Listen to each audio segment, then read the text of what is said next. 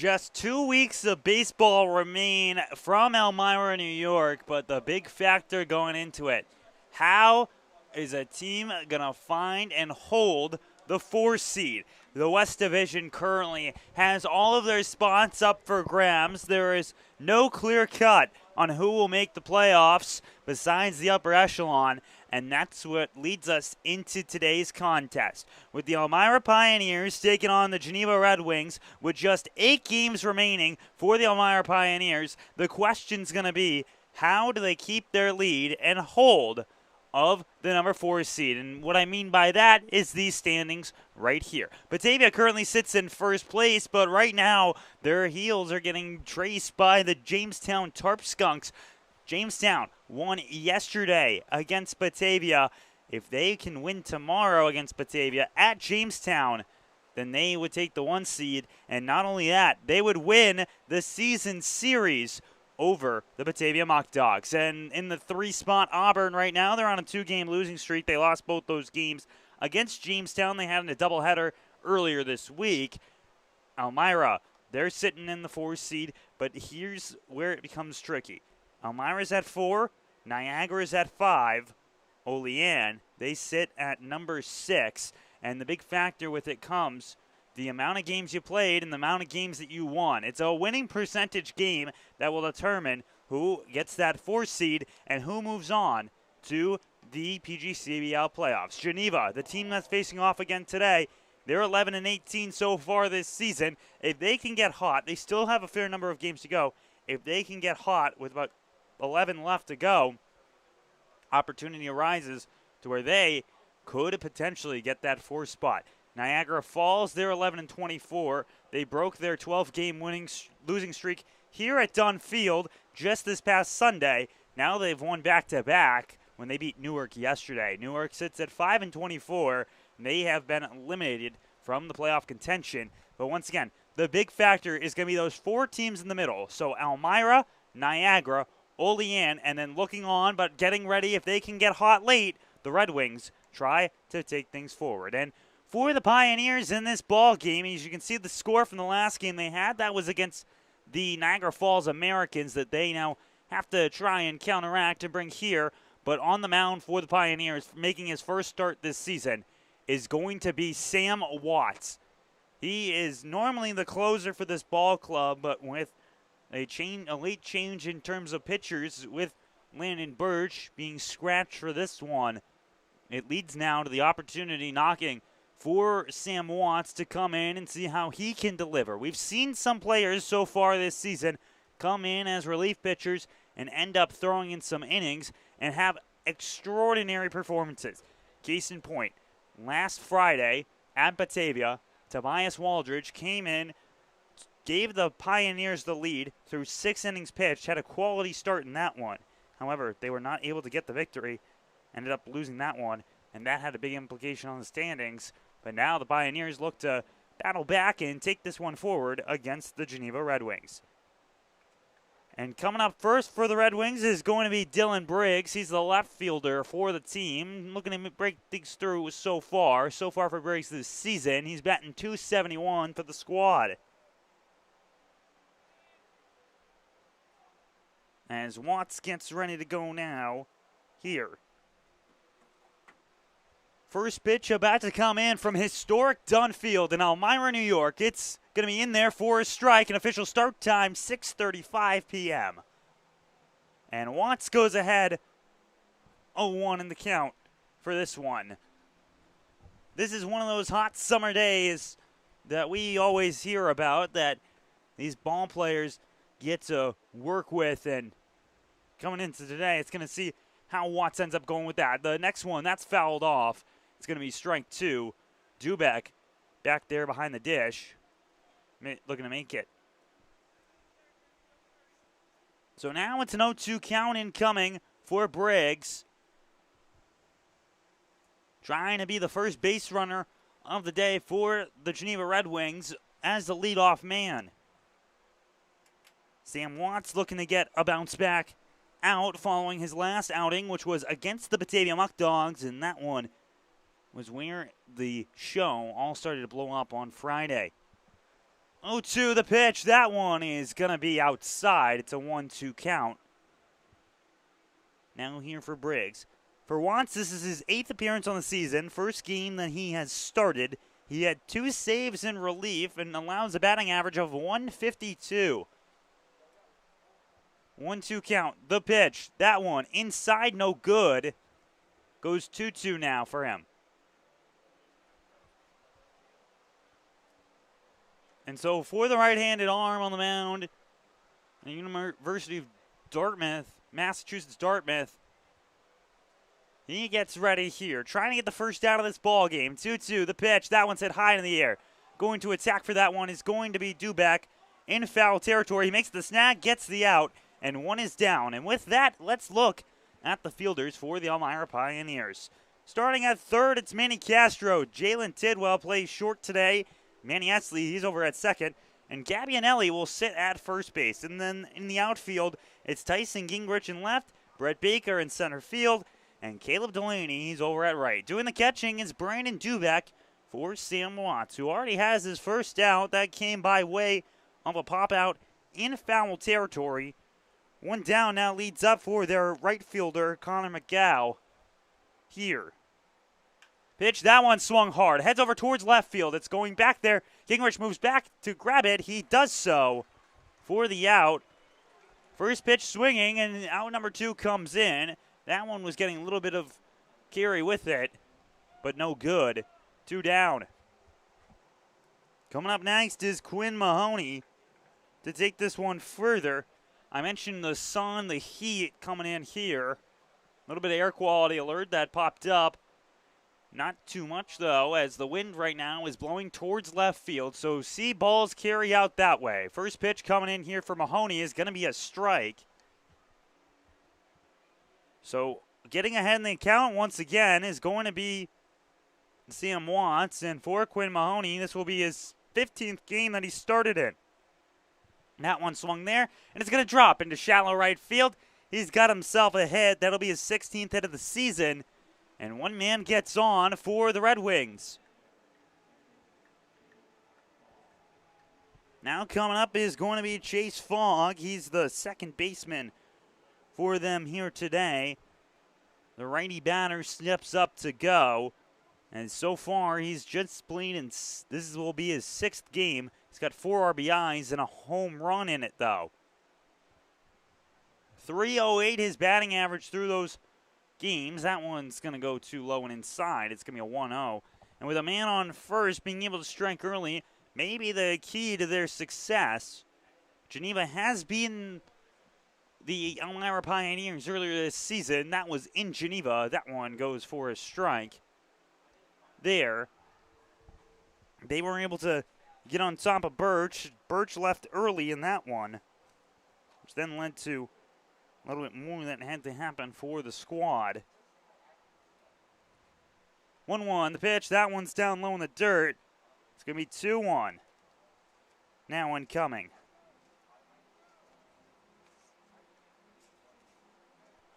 So a 2-1 count now incoming for Fogg here at the plate.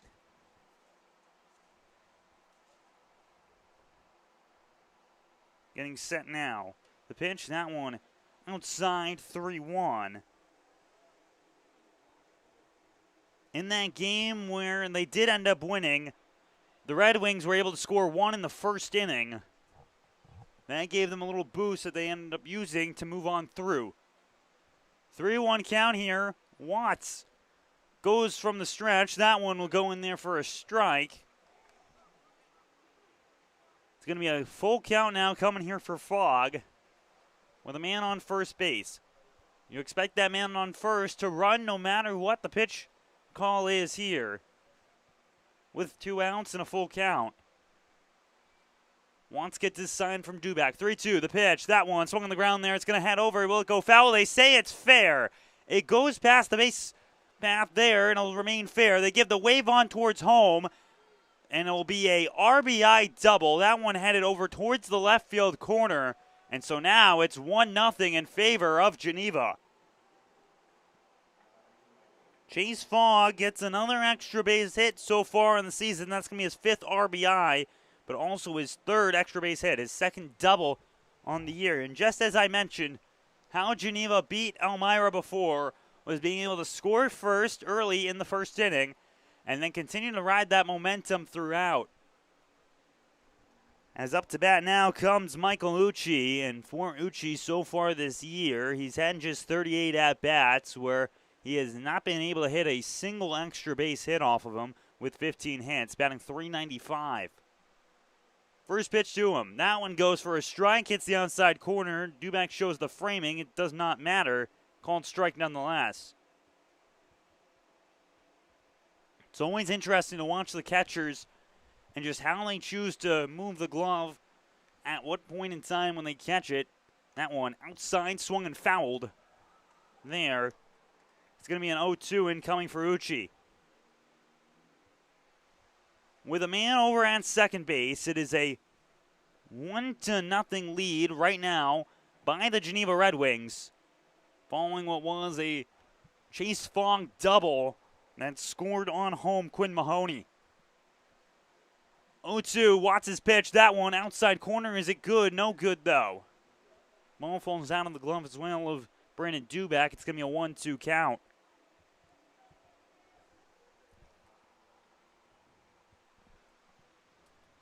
Two hits so far in this contest by the Red Wings. As Watts now gets set.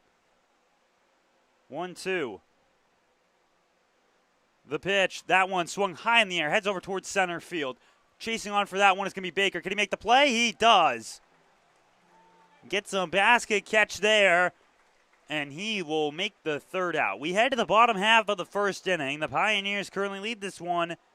Trailing this one 1-0 against the Red Wings. They had two hits. Have to see what the bats will do for Elmira when we return.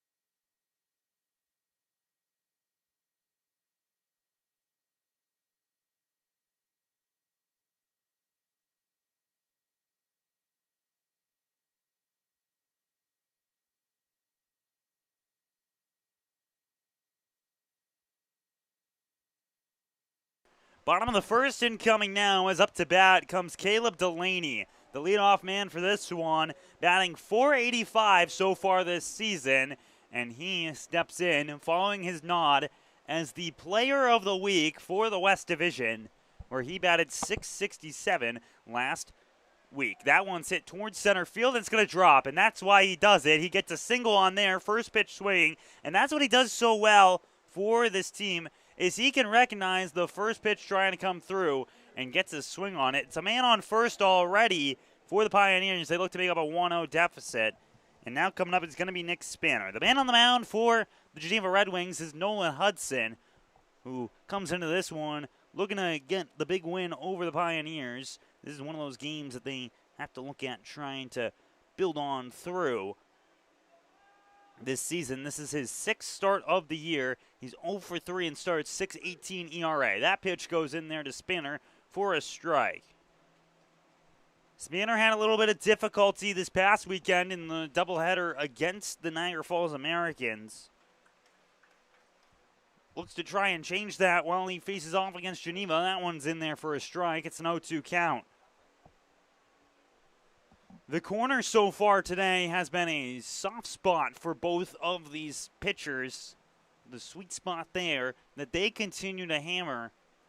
Hudson has seemed to find that quickly here. 0-2 with Delaney on first. Pitch, that one's high. Ball one. For Spanner this season, he's batting .380, which is still one of the higher batting averages on this team. However, he's had some difficulties. He did not get a hit in the second game against Niagara Falls. That one's in the dirt there. In the first one that he faced off, he had a sacrifice fly that scored a run. But he has not gotten a hit in a couple days now. He had a 5-game hitting streak entering into the weekend series. Throw back over towards first base, no good. Arena 2-2. But now he's looking at this one. Getting ready here. 2-2 the count. That one's inside. 3-2 now. Coming to Nick Spanner, the extra hitter in this contest. On deck is Brett Baker.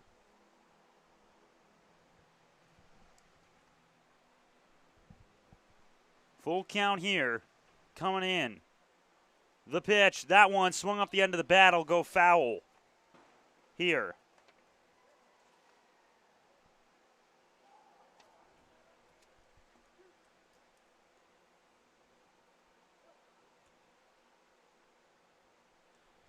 Spanner now will get back to his set position, so will Hudson. 3-2 count, man on first is Caleb Delaney. That one's going to be high, and it's going to be ball four.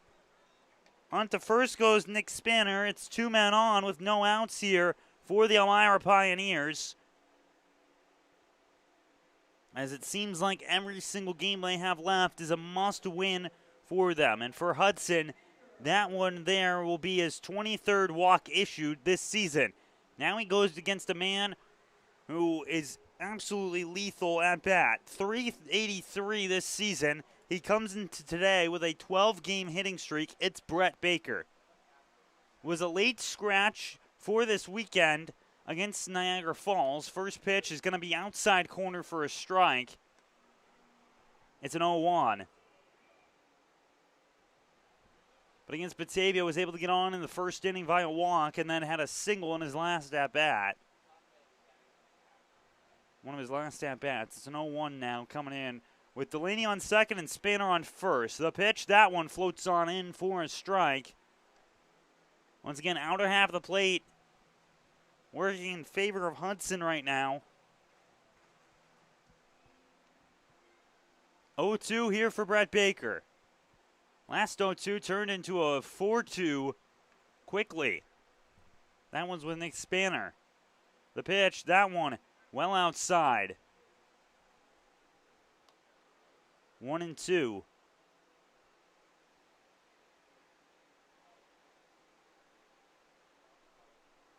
As Hudson gets ready here on the mound for the Red Wings.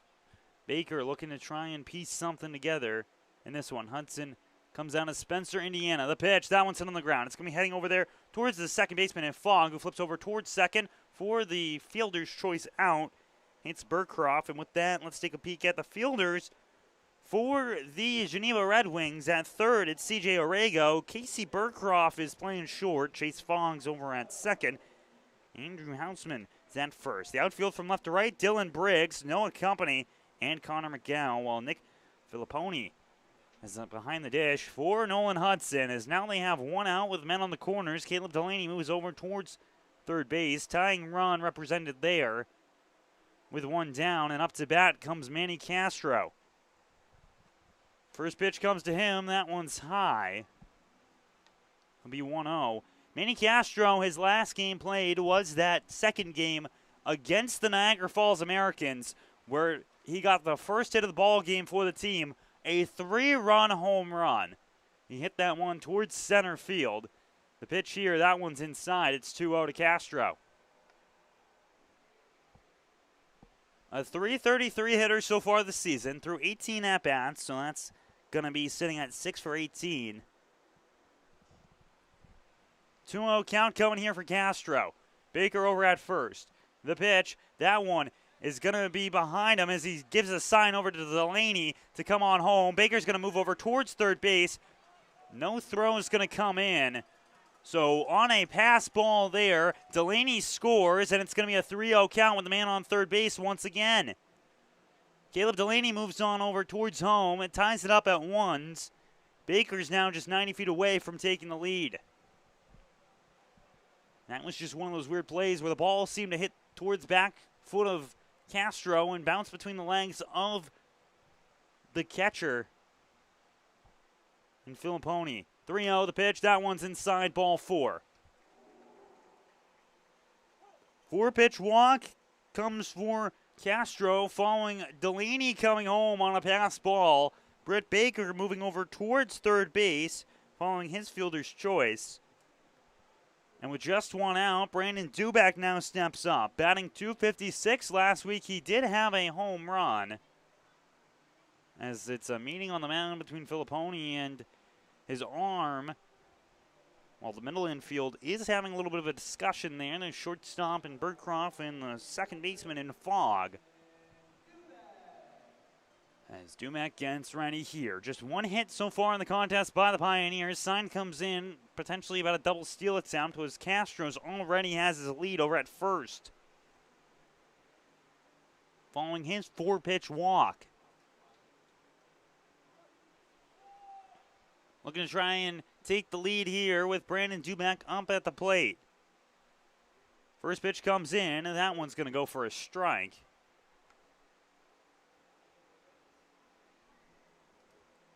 Dubak's doing the catching for this one. This mix between him and Spanner these past couple games. Jones has been out for a little bit of this lineup. That one's fouled away. It's an 0-2.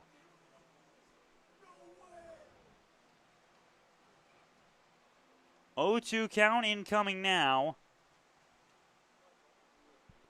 And would like to give note that the first base coach for this one is not going to be Nasty Nate. It's Coach Burkhan. The pitch, that one, they rule high and inside. It's a 1-2. Coach Drum still remains over at third base. We've seen him switch before in that game in Geneva with Eugene Barber, Coach Barber, following the early exit. That one's hit towards left field. It's going to be shallow left there. One run will score. It moves over Castro. It's an RBI single by Brandon Dubak, and that puts the Pioneers in the lead. It's now 2-1 over Geneva. And with one swing of the bat, the Pioneers now have taken this lead here. They got behind following the 1-0 lead by Geneva. And now coming up is Jack Aylward with an on-base percentage of 47.9 so far this season. That's about half of his times that he comes up. He's getting on, and that's very difficult for a ball player. That one is going to go inside for a strike. It's an 0-1.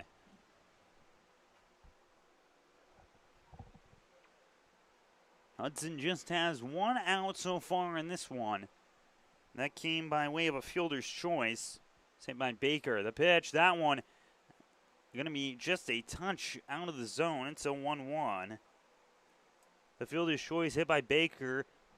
Had the out go towards second. Got out Nick Spanner. 1-1 count now incoming.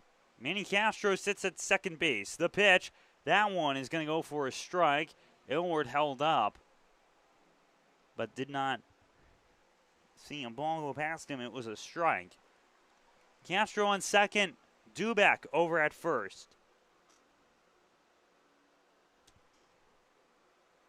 Getting ready now. The pitch from Hudson. That one swung and a miss there by Jack Aylward. First strikeout coming for Nolan Hudson here today, and now it's 2 down. And coming up next is going to be Ryan Gabbianelli. He had a home run this past weekend that went over left field. One of the hardest hit balls that we have seen here at historic Dunn Field. That was in the first game of the doubleheader. Nolan Hudson with that strikeout. That's number 27 on the season. With 2 men on, trying not to leave them on the base path are the Pioneers. Gavianelli batting .263 so far this season. That one is high and inside. It's 1-0. Gavianelli playing in at first base here today. He's become that switch between him and Aylward in terms of first base. That one 2-0. Kristoff was moved to the bullpen for him as a PO. He pitched in that Niagara Falls game. For Gavianelli, he looks to try and go here. Swinging on that one, and it's fouled away. Going to be a 2-1 now.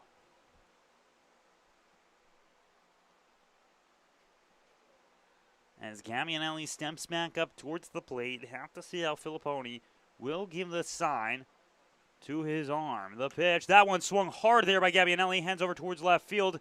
Going for that one and making a snag is going to be Dylan Brooks for the third out. We head to the break in between the first and the second inning. The Pioneers lead this one 2-1. When we return, it's Geneva's turn at the bat when we come back. The Elmira Pioneers are sponsored by AIM Independent Living, AJ's Outdoor Power Equipment, Ann's Pancakes, Centralis Health, Blaze Brockway, Bully Hill Vineyards, CAF USA, Casa Trinity Prevention, Chemung Canal Trust Company, Chemung Supply, Coca-Cola, Council Rock Wealth Advisory Group, Dandy Mini Marts, Elm Chevrolet, Elmira Heat Treating, Chemung County Family Fitness Center, Finger Lakes Federal Credit Union, FM Howell, Glove House, Guthrie, Hilliard Corporation, Honeybee Made,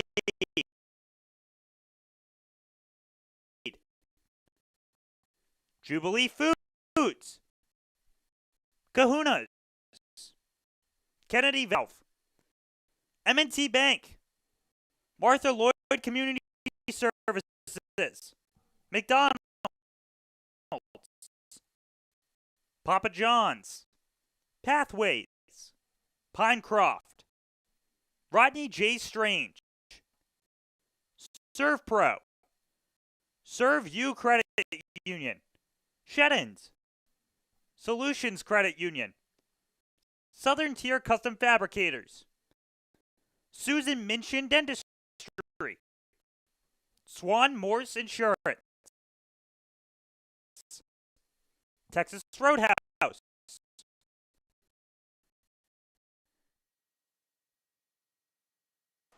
top of the second incoming now as the Geneva Red Wings scored one to start this ball game up, but all of a sudden things changed and now they're down by 1. The Pioneers were able to put a couple in play, now have the lead. Sam Watts remains on the mound, is now coming up as CJ Orrego.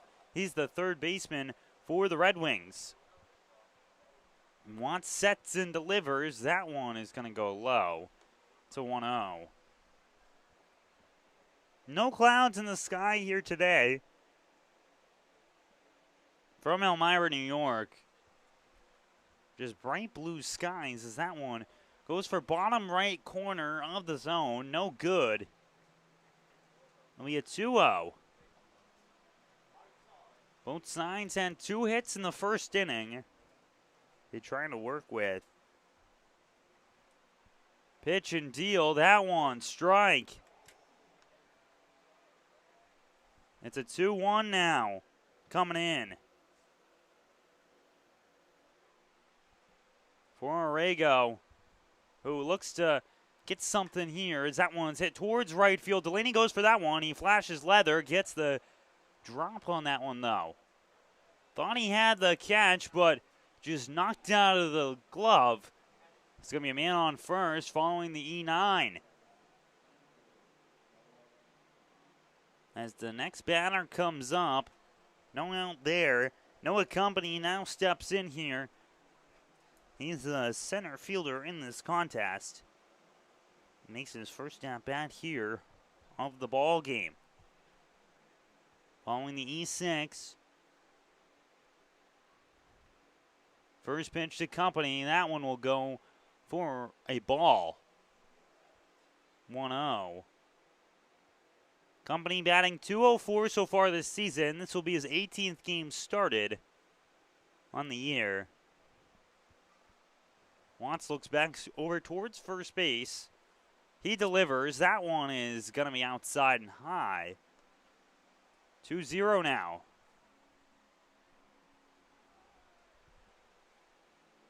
Sam Watts, traditionally the closer for this Elmira Pioneers team, asked to start here today for them in a game against the Geneva Red Wings. The pitch, that one inside, too low. It's 3-0 now. And so 3 straight close pitches by Watts now leads to the situation where he's behind in the count by 3.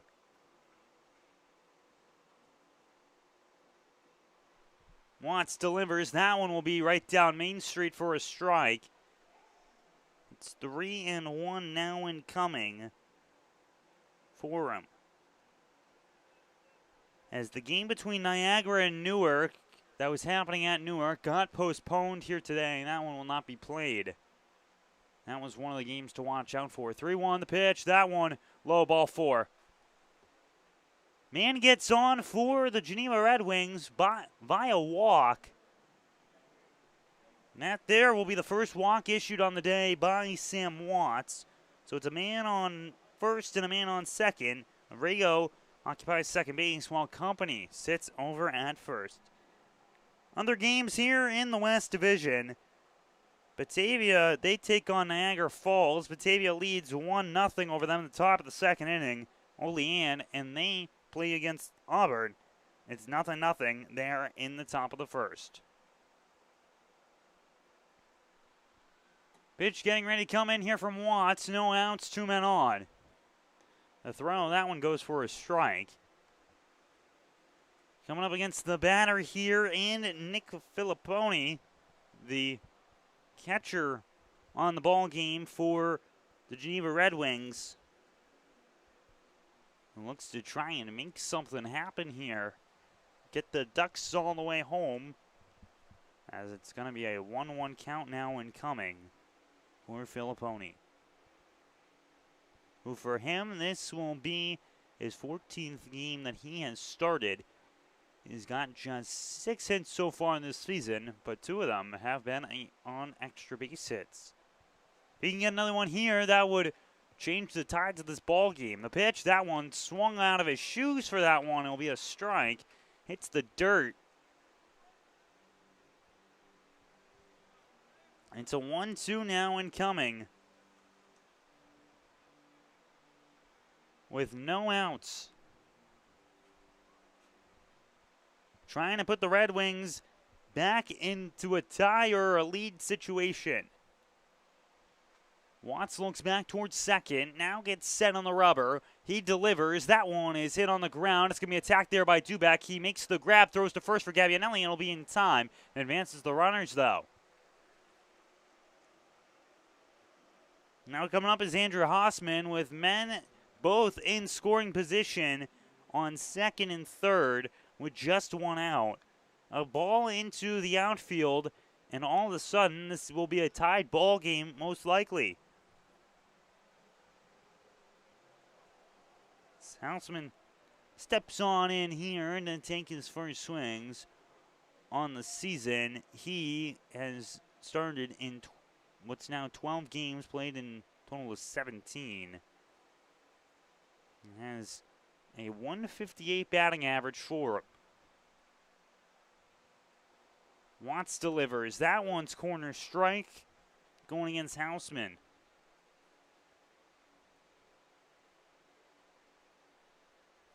Houseman, though, does have a 250 on-base percentage. That's gotten him on. Now he's looking at an 0-1 count with one out. Watts delivers. That one's hit on the ground there. It's going to be grabbed by Castro. He throws on over to home. 4-2 back to make the tag and get the out. So they get the leading man out there. On the throw on home, fielder's choice gets the first out. It'll put Houseman over at first, and it'll move Noah Company over to third. Now Rigo tagged out there. So now with 2 outs, it comes to the man who's batting in the 10 hole for the Geneva Red Wings. That's Casey Burcroft. He's the shortstop in this contest. He hails my over here in the left batter's box, looking to get things going out of Waterloo, New York. That one outside corner strike. It's an 0-1 coming in now with 2 outs on the board. Pioneers just need one more. Forced out at first would be the easy way to do so. Play by Castro over to home. Got the last out. That pitch out fouled. Will be an 0-2 now. Coming in. 1 strike away from having 2 men get on to start it off and break out with no runs. Here, Watts looks down towards his catcher and Duback, who sets towards the outside part of the plate. The pitch, that one's fouled again. Burcroft stays alive.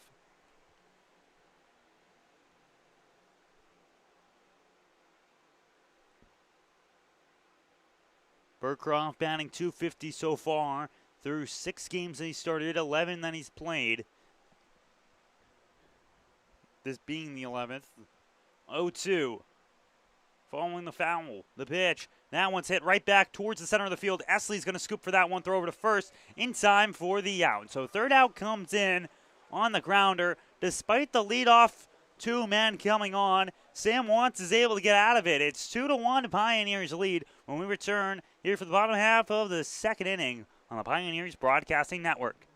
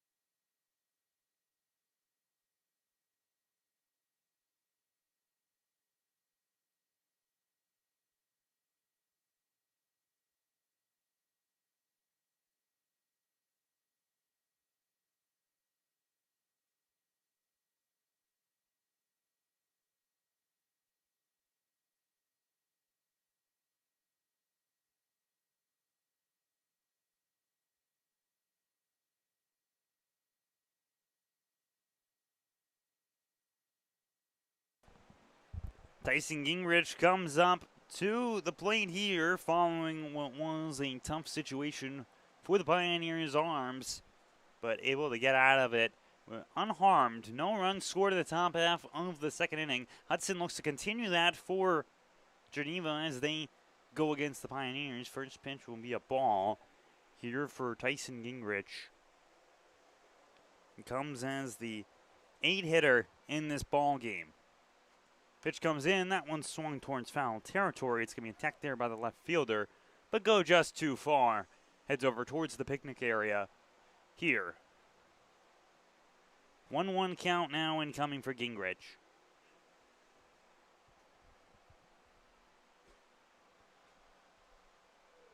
Hudson looks, set, fire. That one roped there by Gingrich. He'll go foul, however. On the off speed, have to wonder if Hudson here then changes it up, tries to go with something fast and outside, as he had in the first inning. That gave him some success. It's a 1-2. The right-hander delivers. That one is going to be hit hard by Gingrich. It heads over toward left field, but being able to grab that one is going to be Briggs for the first out.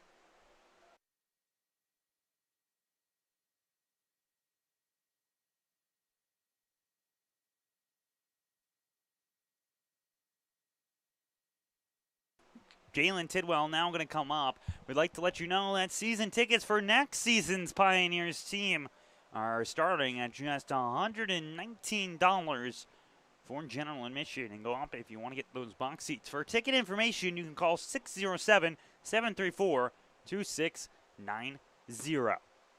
And coming up now is Jalen Tidwell. He was hit for the 16th time of the season this past weekend. Leads in hit by pitches, but right there he'll get a hit of his own. He's going to get on first there. First pitch swinging from him. That's a single coming in for the man who was batting .279 entering into today. That'll increase as he gets a little high five from his first base coach and Coach Burkan. So man gets on, one down. And it's coming up now is going to be the 10-hole hitter, is Manny Esley. And a lot of Manny Esley's at-bats, you can determine how they're going to go based on how the first pitch ends up seeing. He likes to be aggressive. He's got something in the zone. If it's outside, you know his eye is going to keep him through it. The pitch there, that one will go for a strike. Holds up on with his bat on his shoulder. There. 0-1 count incoming. Now for Manny Esley. With Jalen Tidwell over at first base. The pitch from Hudson, that one's hit towards center field. Going for that one is going to be Company. He gets under it for a can of corn and gets a second out. Now it's the top of the order here for the Pioneers with Caleb Delaney stepping back up for the second time through the lineup. Delaney gets ready to go. Caleb Delaney was not named to the All-Star team for the West Division, despite an average above 400 in the month of June. And then a 667 average just last week in his games. He had 14 hits. First pitch to Delaney, that one is going to go low for ball one. Delaney swung on the first pitch he saw earlier today. That one ended up going into the outfield for a single. So he keeps his hitting streak alive. See how he does here. That pitch. Outside 2-0.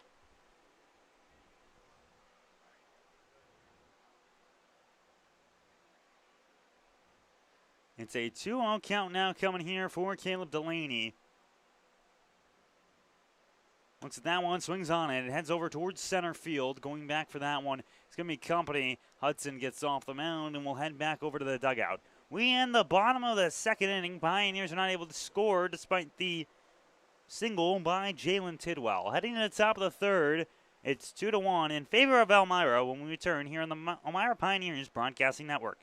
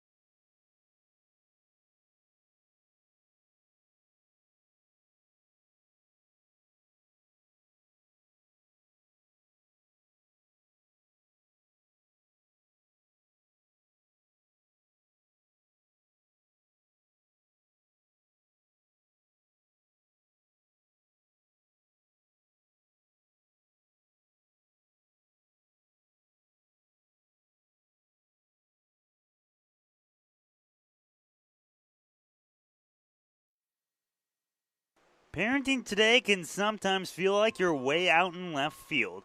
Casa Trinity Prevention wants to give you some backup for when those unexpected hits come your way. The Triple P Positive Parenting Program is designed to help parents step up to the plate with confidence to learn skills that will help your family become stronger, healthier, and more resilient. To learn more, visit casa-trinity.org or email shamungprevention@casa-trinity.org. Thank you, Casa Trinity, for sponsoring the Elmira Pioneers.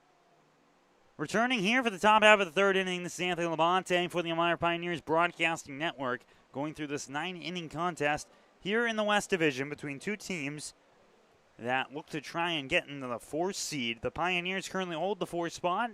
The Red Wings are 11-18. Opportunity arises for them to try and make it through, but have to see how things end up going. Sam Watts here on the mound remains for the 3rd inning as the first pitch comes in, and that's going to go for a strike. We have now up, it's going to be Dylan Briggs, the top of the order, coming up here.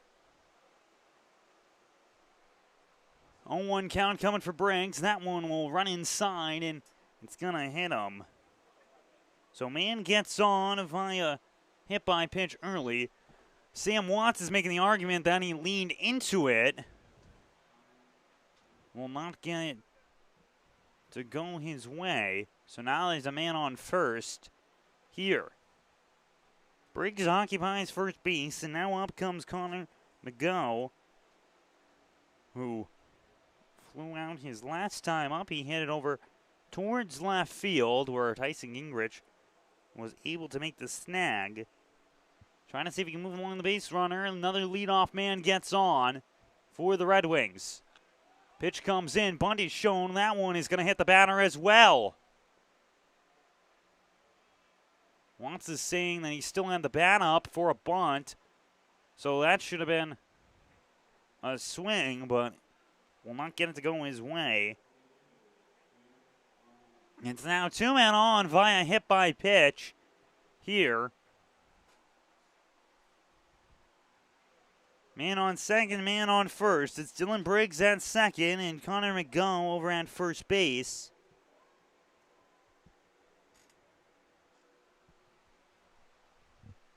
As Watts gets set on the mound, he delivers for this one. That one swung foul there.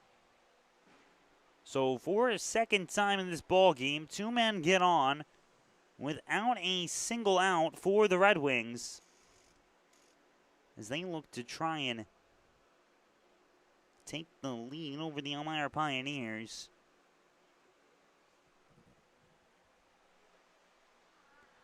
On 1 count following the foul ball. 2-1 Pios lead here. The pitch, that one's going to hit the batter. That's the 3rd hit batter in a row by Sam Watts. And now the bases are completely loaded for the cleanup man in Chase Fogg. He had a double earlier in this one. If he were to get another double, most likely it clears the bases. As Watts and Dumack talk, now Esley's going to give his word to Watts. But it's no outs. Base is completely loaded here for Chase Fogg. At his 5th RBI of the season. Last time he was up, that was in the 1st.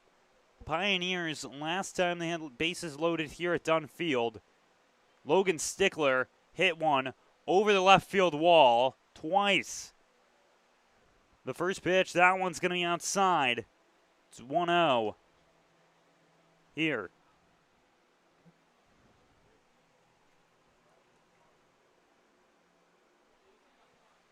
Look down here from Watts. 1-0. The pitch.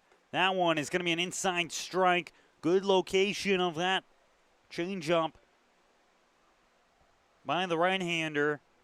Now Fogg looks at a 1-1 count with men on base right now. Briggs occupies third. McGough is on second.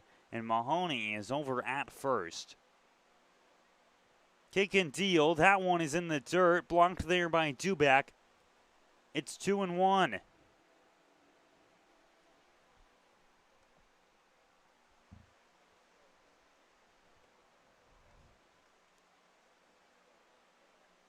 Sam Watts' first start of the season. Normally comes out of the bullpen. 2 saves so far this year. Trying to see if he can get a win as well from a starting position. The pitch, that one goes for a strike. It's a 2-2 count. Trying to see if he can get out of a bases loaded jam. Has to get the first out, however. Fogg does have a home run so far this season. 2-2, the pitch. That one's hit on the ground. It's going to be attacked there by Tidwell, but it's going to go past his glove. It heads into the outfield. 1 run will score there for the Geneva Red Wings. It's going to be ruled as an E6 right now, but a run does score. We're tied at 2s. It's 2-2 between the Red Wings and the Pioneers, but nobody is out.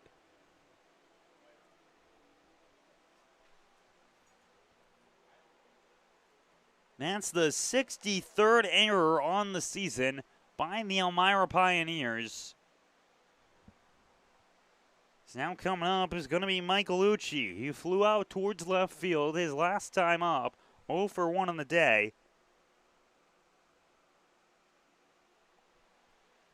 The pitch, that one swung and a miss there for a strike.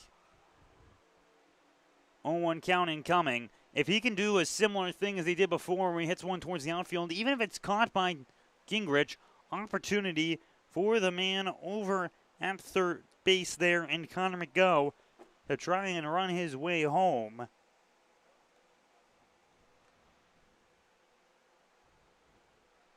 Pitch, that one is swung foul there for strike 2. It's going to be an 0-2 count. Connor McGo on third base, Quinn Mahoney at second, Chase Fogg over at first. Dylan Briggs scored the first 3 men, so Briggs, McGo, and Mahoney all hit by the pitch. That's what loaded the bases, allowed the E6 to score them. The pitch, that one is going to be hit off the end of the bat, and it's going to drop into shallow right center field. 1 run will score. Another sign will show for the second run to come on home here in Mahoney. Over to the third goes Fogg, and Ucci has himself a single. A 2-run single at that, and now it is a 4-2 ball game. The Red Wings come out swinging in this third inning. So now it's men on the corners. They 4-2 lead following Michael Ucci's 2-run single. As a man runs over towards the bullpen for the Elmira Pioneers.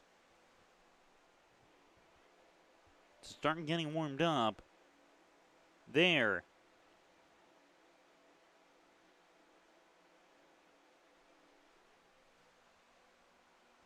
First pitch coming inside there.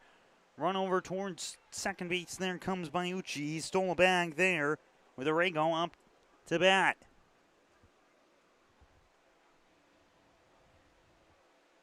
So a 1-0 count incoming now here.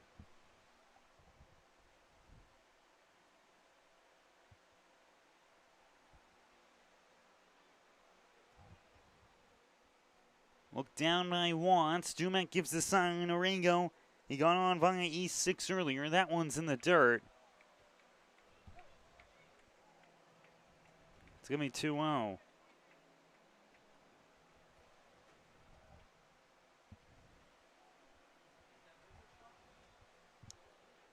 Two-0 count now incoming here for Arago. C.J. Arago, the third baseman on the ball game, 0 for 1. He did get on. That one's going to hit him. So now the bases go loaded again. The fourth hit batter in this inning by Sam Watts. Loads them all up. Still 0 outs. And this is where Coach Burkhand's going to step out and talk to his arm. Ucci was able to steal a bag beforehand. So base is completely loaded. Just one hit so far in this inning by the Geneva Red Wings. It was a 2-run single by Michael Lucci. Chase Vaughn got on via error, and 4 other batters have been hit by the pitch. That's Dylan Briggs, that's Connor McGow, that's Quinn Mahoney, and that's CJ Arrego. As you can see, the trying to pick up the gear of the man who got over to first there. Maya player for the Red Wings there, down towards the bottom right of the screen. It was Christian Bermudez who's carrying the equipment over for the Red Wings from all the men who have gotten there onto first base. And now remains bases loaded. Sam Watts is still on this mound, following his talk with Coach Burkhan. They can get a double play turned. It's going to get them closer to getting out of the inning. Throw back over towards second base. It's going to go too far. Past the glove of Esley. Coming on home here is going to be the man over from third. A throw in towards third base. He knocks into Castro, and Castro is now seated. And he'll get helped up there by Uchi. So coming on home is Fogg on that one. It's now a 5-2 ball game with now men on second and third. No pitch given to the man over at home. Another error on the board. That one will be an E1. For Noah Company, who's ready to swing here. He got walked his last time up. That was the first walk of the ball game, and the lone walk of the ball game issued by Watts. That is via free pass. First pitch goes in there for a strike. It's 0-1. Still 0 outs here in the top half of the third inning. Watts gets set on the rubber. He throws. That one swung on there. It's going to head and it's going to drop into shallow left field. Gingrich will run for that one, but Uchi's going to score. It's an RBI single there for Noah Company, and now it is a 6-2 ball game.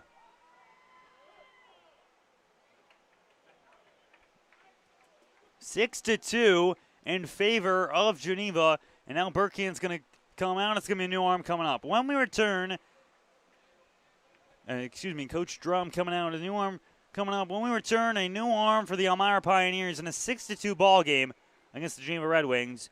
Sam Watts leaves off the mound.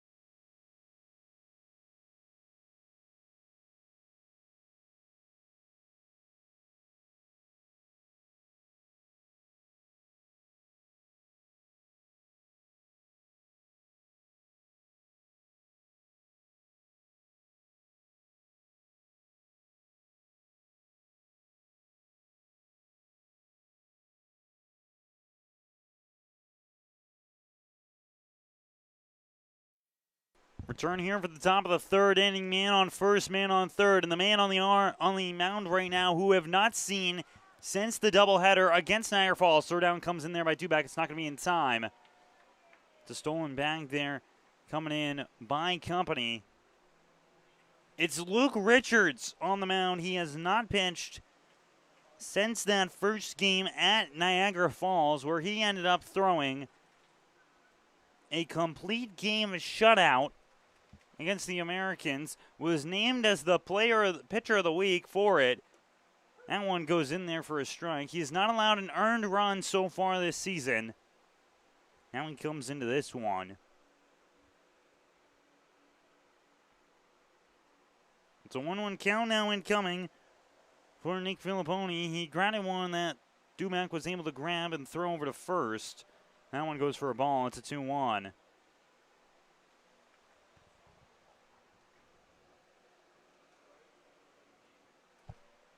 2-1 count now incoming. It's a 6-2 ball game. Geneva has scored 5 runs here in this inning. Sam Watts left after going 2 innings plus. Started this one off. That one goes for a strike. It's going to be a 2-2 count. 4 hits in the ball game by Geneva. The big factor, 3 errors by the Elmira Pioneers.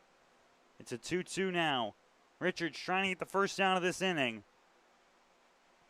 Kick, deal, that one, ball. Just missed it. It's a full count.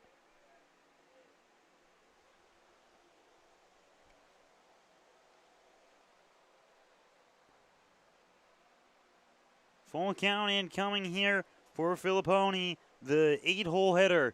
The pitch, that one outside, ball 4. Richards gives a little tap to himself to indicate, and it's my bad. So now the bases aren't completely loaded for the 9-hole hitter here, and Andrew Hotzman, who got out via fielder's choices last time, got on via fielder's choices last time up, 0 for 1 on the day. Pitch, that one, outside corner strike. 0-1 count.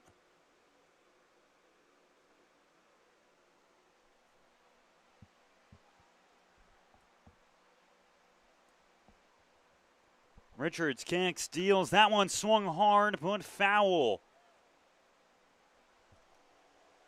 Osman got a hold of that baseball, but swung just too early. It's going to be strike number 2.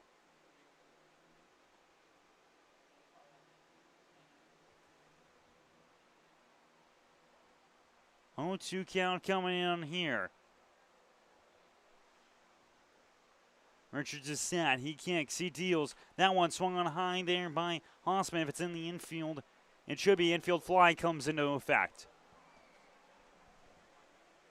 So 1 man down by infield fly rule. And now coming up is Casey Burcroft, who flew out his last time up.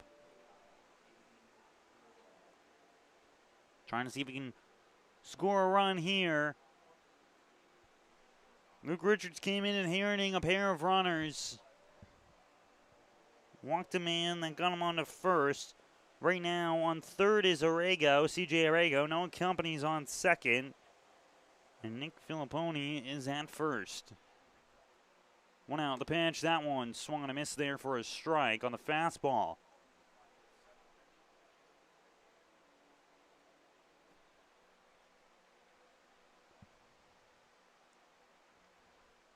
Oh, 1 coming in now. That one's outside. 1-1.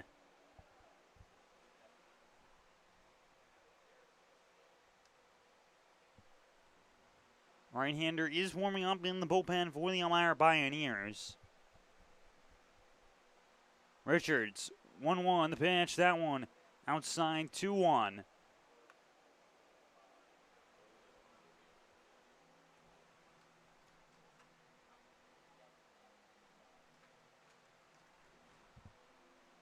So 2-1 counting coming now for the 10-hole hitter in Burcroft. He's the 10th hitter of this inning. We'll be back to the top of the order with the next batter.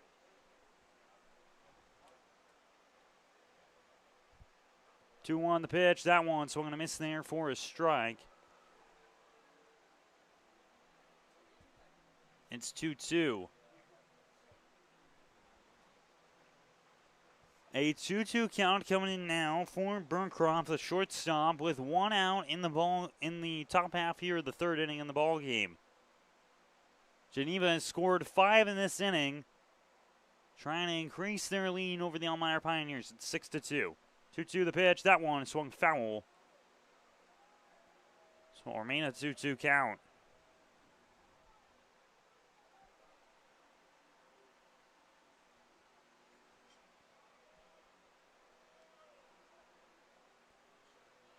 Burncroft will take a second before stepping on in here as Richards walks around the mound.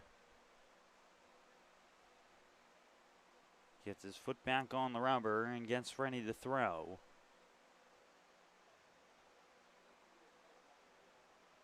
Look down towards Dubek. Gets his sign. Gets set as Richards. Delivery. That one low. 3-2.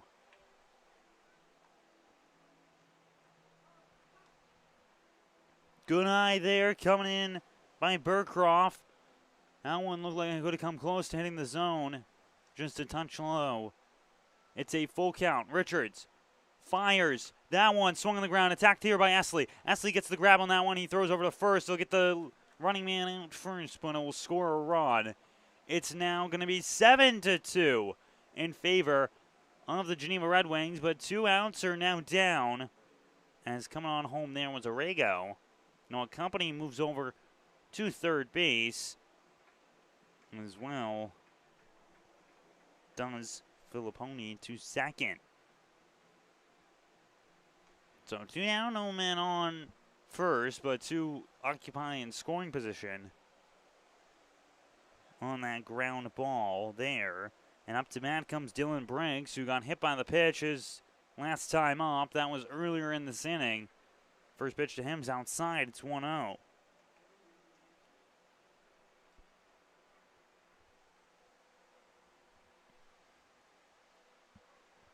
Sam Watts pulled after 2 innings plus, where 5 runs scored in the third inning. That one's going to be low as well. It's 2-0.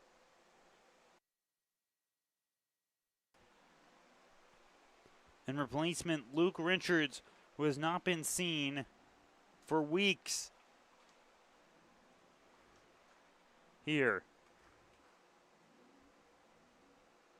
He's not played since the first game, against the Niagara Falls Americans, where he threw a complete game shutout. That one fouled away for a strike here.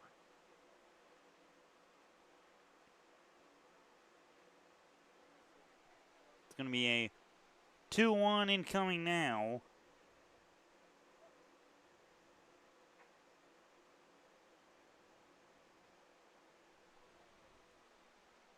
Richards kicks, deals. That one swung on there, heads over towards center field. Going for that one is going to be Brent Baker. Makes the catch, gets the third out. 6 runs are able to score for Geneva.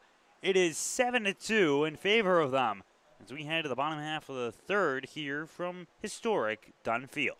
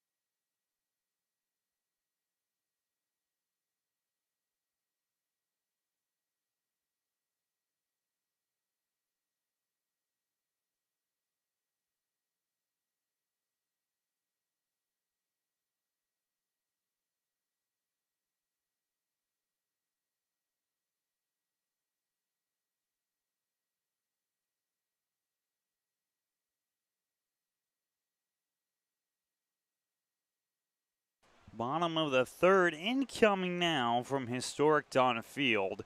And for Nolan Hudson, he has gotten a strong break here in the top half of the inning. His team puts up 6 runs. It's 7-2, as coming up now is going to be the extra hitter and Nick Spanner, who has had 1 plate appearance so far today. He was able to walk on that one. Now he comes up as the leadoff man, trying to break into this 5-run deficit that the Pioneers currently sit in. Hudson throws that one, trying to go inside corner. Does not end up falling in the spot. It's going to be 1-0.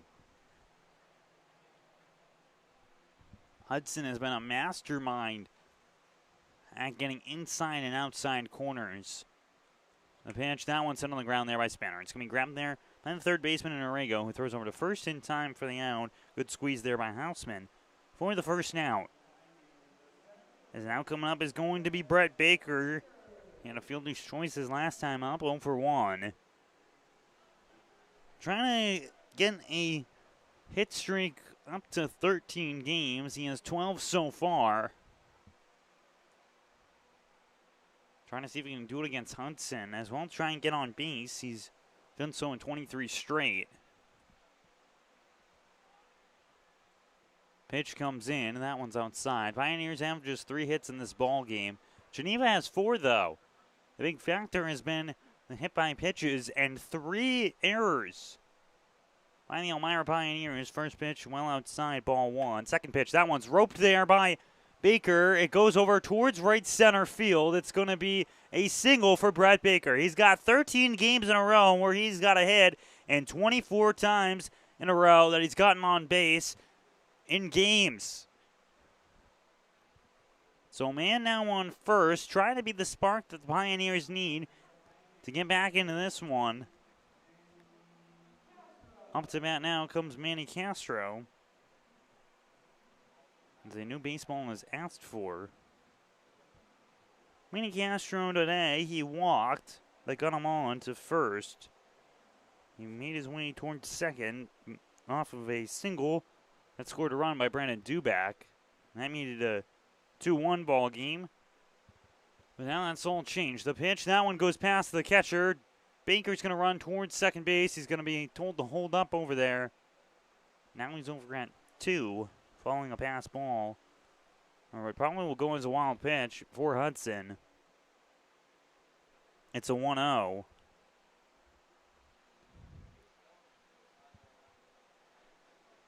Four hits on the day for the Pioneers following that Brett Baker single.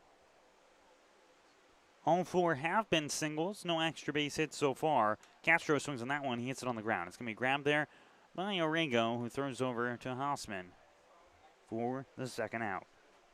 So another time that Arrigo throws to Hausman for the out in this inning. It's now going to be 2 down with a man on second base. As coming up now is going to be Brandon Dumack. As I mentioned, he had that RBI single back in the first.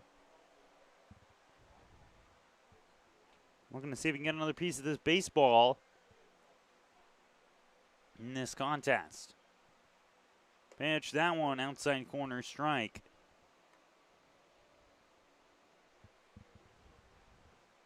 Oh, 1.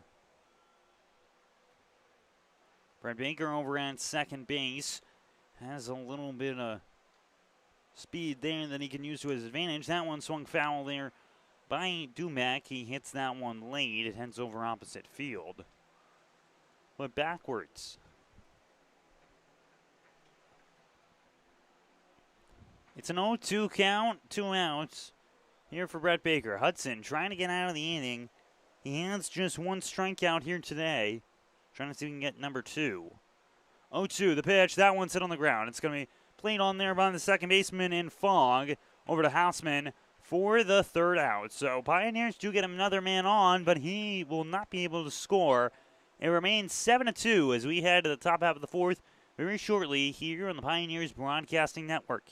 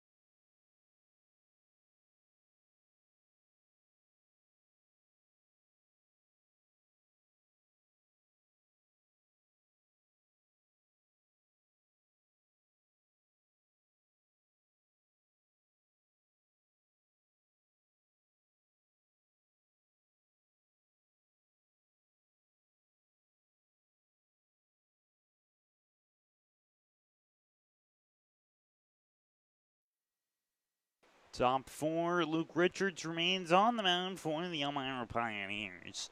He came in back in the third inning following a tough batch for Sam Watts. Now tries to carry the team through what's a 5-run deficit and 7-2 in favor of Geneva.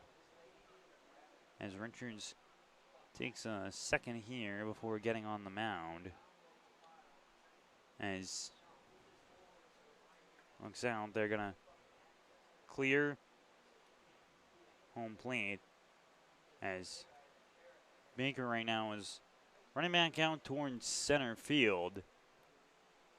Pioneers were about to play with just 8 men on the field. Now Baker runs back out. Up to bat is Connor McGough. He's the right fielder on the ball game. 0 for 1 on the day, but did get on last time via hit by pitch. Trying to see what Pioneers can do here and what Richards can do. First pitch, that one outside. Ball 1. 1-0 count now coming in here. One man on the mound. As Richards delivers that one, it's going to be too high. It's 2-0. Couple men sitting over in the bullpen for the Elmira Pioneers, but no one specifically getting warmed up or moving. 2-0, the pitch. That one trying to go outside. No good. 3-0. Man has not had to come off the shoulder here of McGough as he sits in a 3-0 count.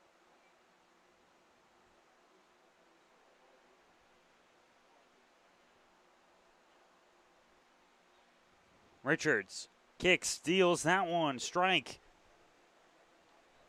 It's the bottom spot of the zone. It'll be a 3-1 count now incoming for him.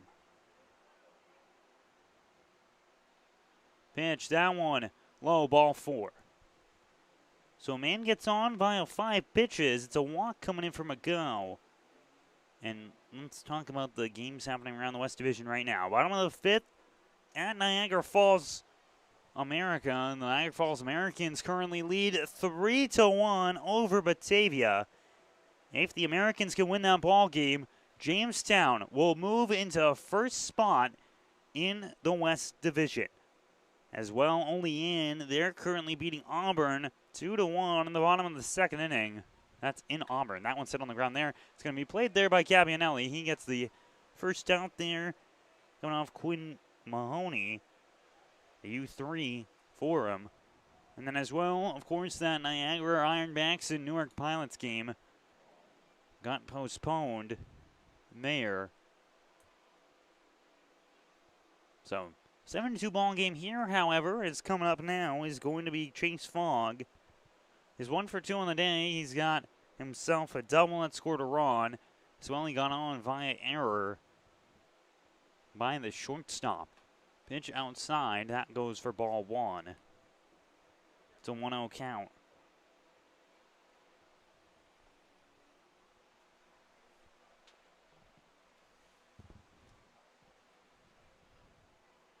He gets ready now.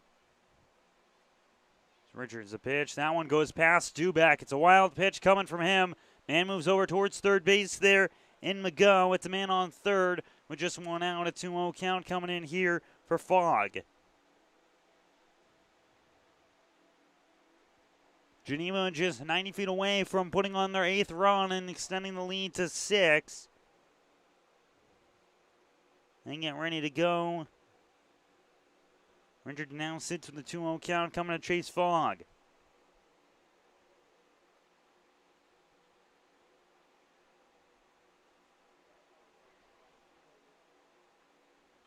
Getting set at the pitch. That one's foul tipped into the mid. It's going to be for a strike.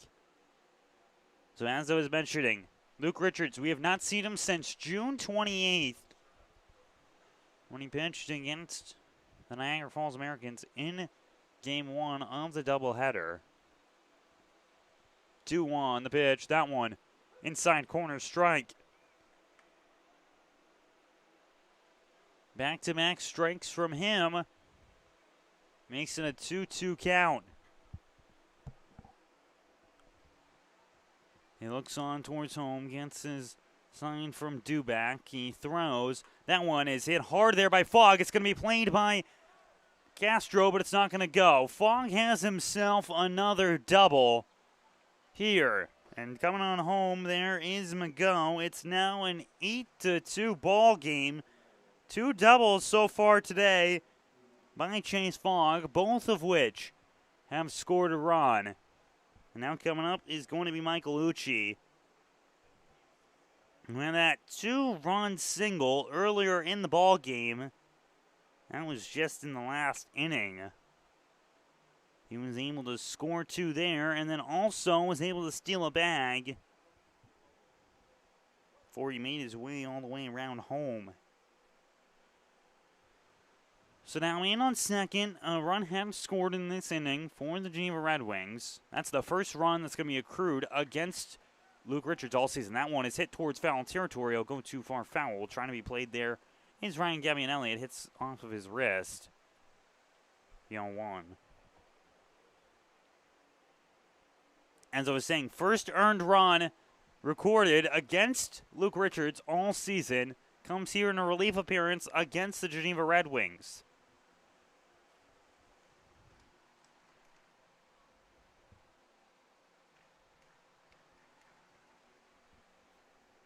Oh, 1 count, 1 out here for Michael Ucci. A right-hander is beginning to toss for the Pioneers in their pen. That one fouled away. So back-to-back fouls by Michael Ucci makes it a 0-2 count here.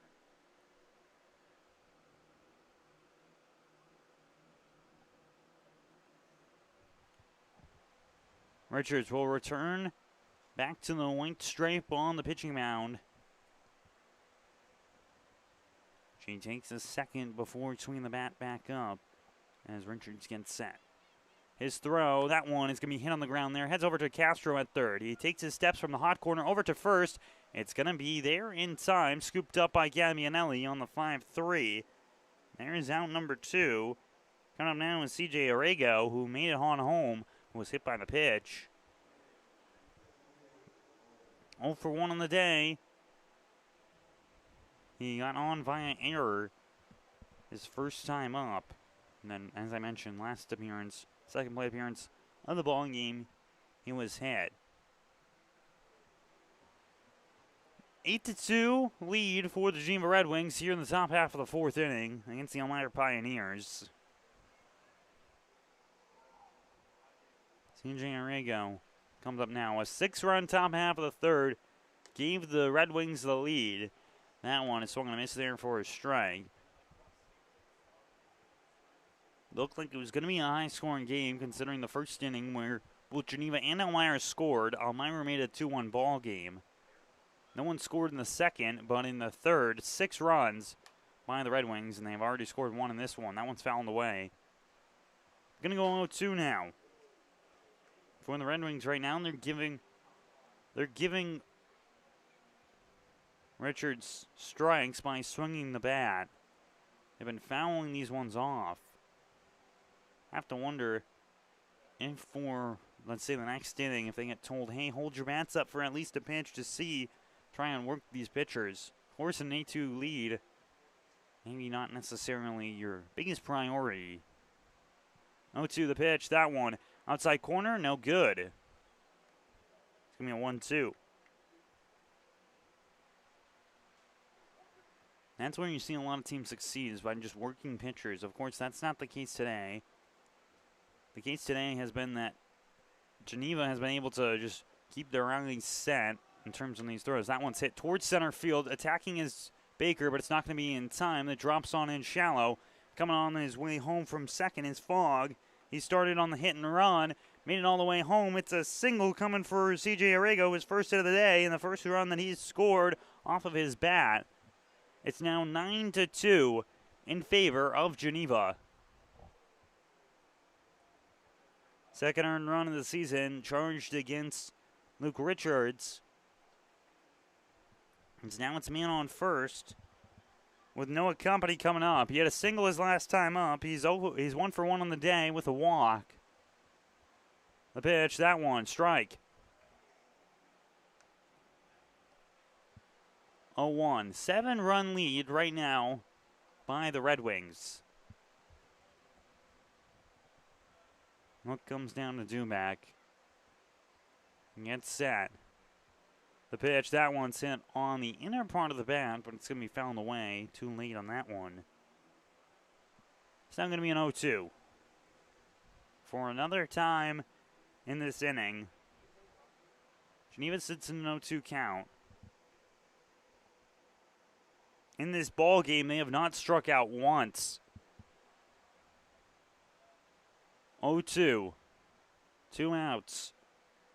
The pitch. That one swung hard, heads towards right field, but it's going to be swung just a bit too early. Had the distance to hit out towards the wall, but too early of a swing makes it foul. Just roped on its way over there. Now it's an 0-2 count. Still remains. Fourth pitch incoming of this at-bat. Battling to stay alive is Company. The pitch, that one is down to the chalk. Held up there. They ask for a check down. They say no swing.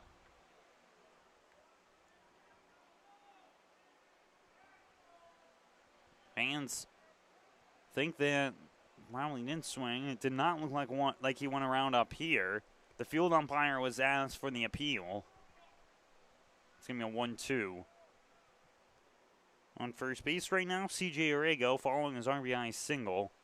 2 outs. The pitch, that one's outside. 2-2.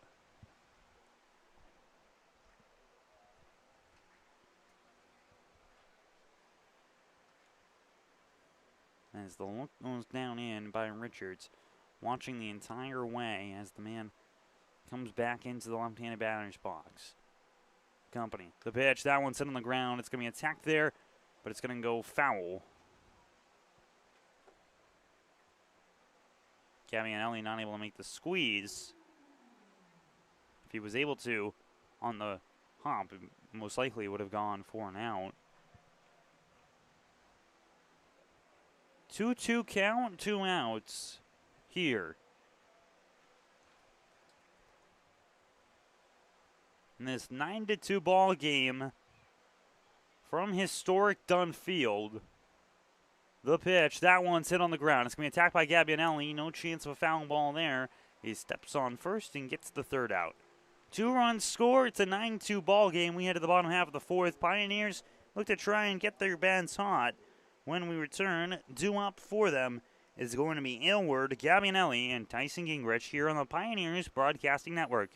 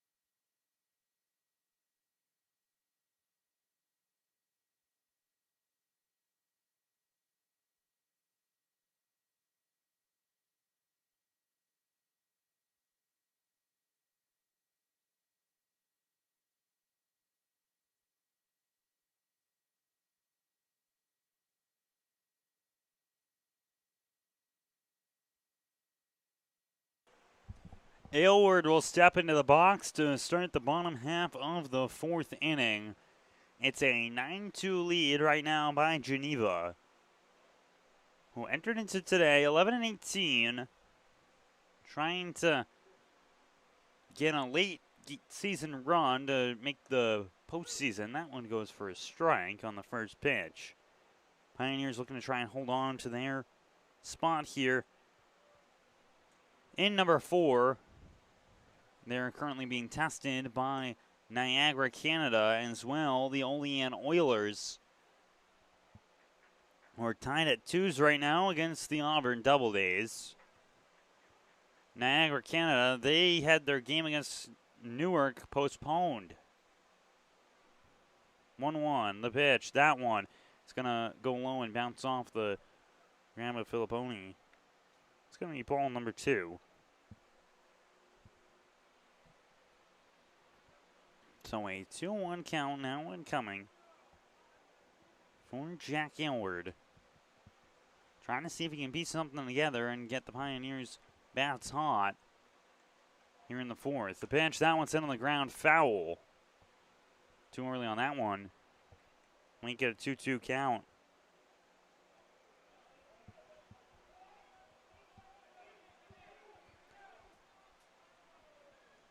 As Aylward steps up now. 2-2 count. Hudson on the mound for the Red Wings.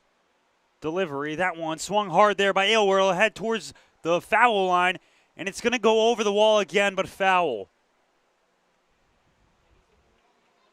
Jack Aylward's white whale this season has been getting a home run at Dunn Field. Twice in the past 3 days has he hit one over the left field wall, but just a bit too far foul.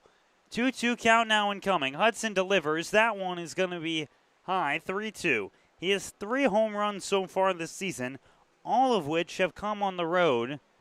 And he has said how important it is to him to try and get one at Dunn Field in front of the home crowd. Full count, 3-2, the pitch, that one, did he go? They ask the man down at first, they say that he did.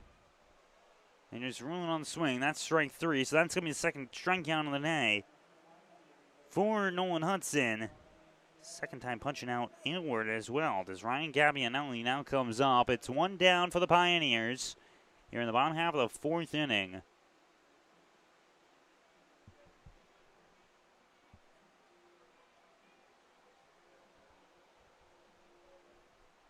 Pioneers 16-15 entering into today. 1 game above 500. Pitch comes in.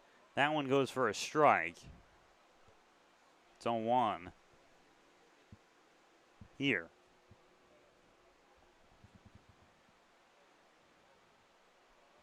Set, kick, deal.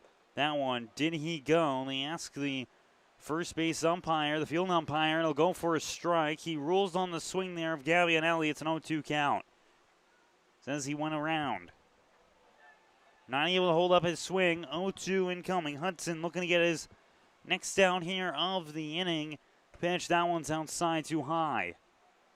1-2.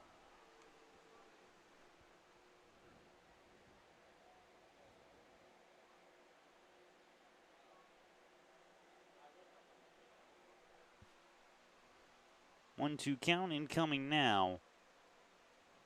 Pitch, that one's upstairs 2-2. Here.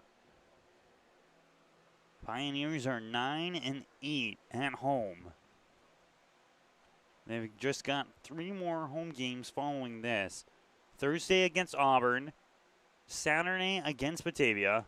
That one, outside corner, strike 3 catches him. So 2 punch outs in this inning by Nolan Hudson, his 3rd strikeout of the day. There. And the last game at home here at Dunn Field will be on next Friday. Not this upcoming one, but the following Friday. And they have a game here at home where it'll be against this Geneva team once again. Tyson Gingrich up to bat. He flew out towards left field his last time up. 2 outs on the board right now. Pitch. That one just goes way off target. Ball completely slips out of the hand of Hudson and goes to the other side. So it's going to be a 1-0 count. And that pitch was just a bit outside by Hudson. He returns back here onto the rubber. Sat can't deal 1-0. That pitch, fastball, no good. Ball 2.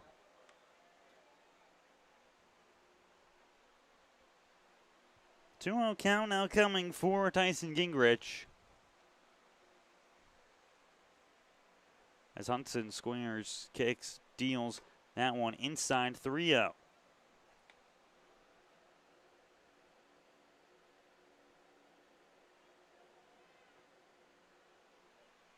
Hudson looking to continue to work here, but now sits in a 3-0 count towards his batter. That one will go inside, ball 4, 4-pitch walk. Going for Tyson Gingrich. All started on that pitch that just slipped out of the hand of Hudson. Now coming up is Jalen Tidwell, who had a single earlier in the ball game. Nothing ended up coming of it, but was able to get a hit. So now there's a man on first base with just 2 outs.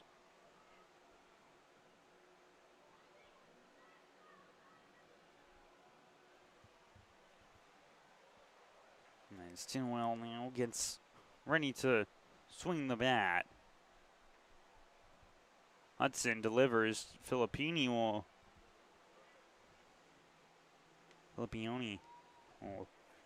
get down for that one. Be a 1-0. So 5 pitches, 5 balls right now for Nolan Hudson, the man on the rubber. First base has Andrew Hossman playing over there. If it's a throw down towards second base, that one will bounce away from the catcher, and moving over towards second is going to be Tyson Gingrich. Chase Fogg stands over there at second in case of a throwdown, but there's not going to be an opportunity. It'll be man on second with the 2-0 count. Pioneers trail 7 runs, 9-2 right now in favor of Geneva. We've just been able to get on. Pitch, that one inside corner strike, very close inside. They rule it to be the first strike thrown by Hudson in his last 7 pitches. 2-1. The throw, that one will just go high. 3-1.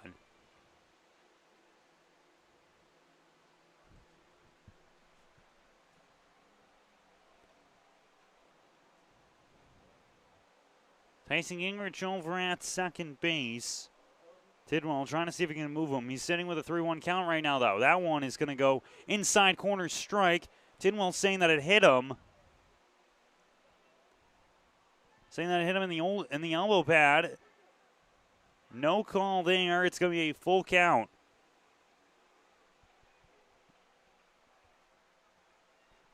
Three-two incoming for Jalen Tidwell. Hudson trying to get the third out of the inning. The pitch, that one swung and a miss there for strike 3. As Tim will walk off. And we had the top half of the 5th inning. Pioneers trail this one. It's 9-2 in favor of Geneva.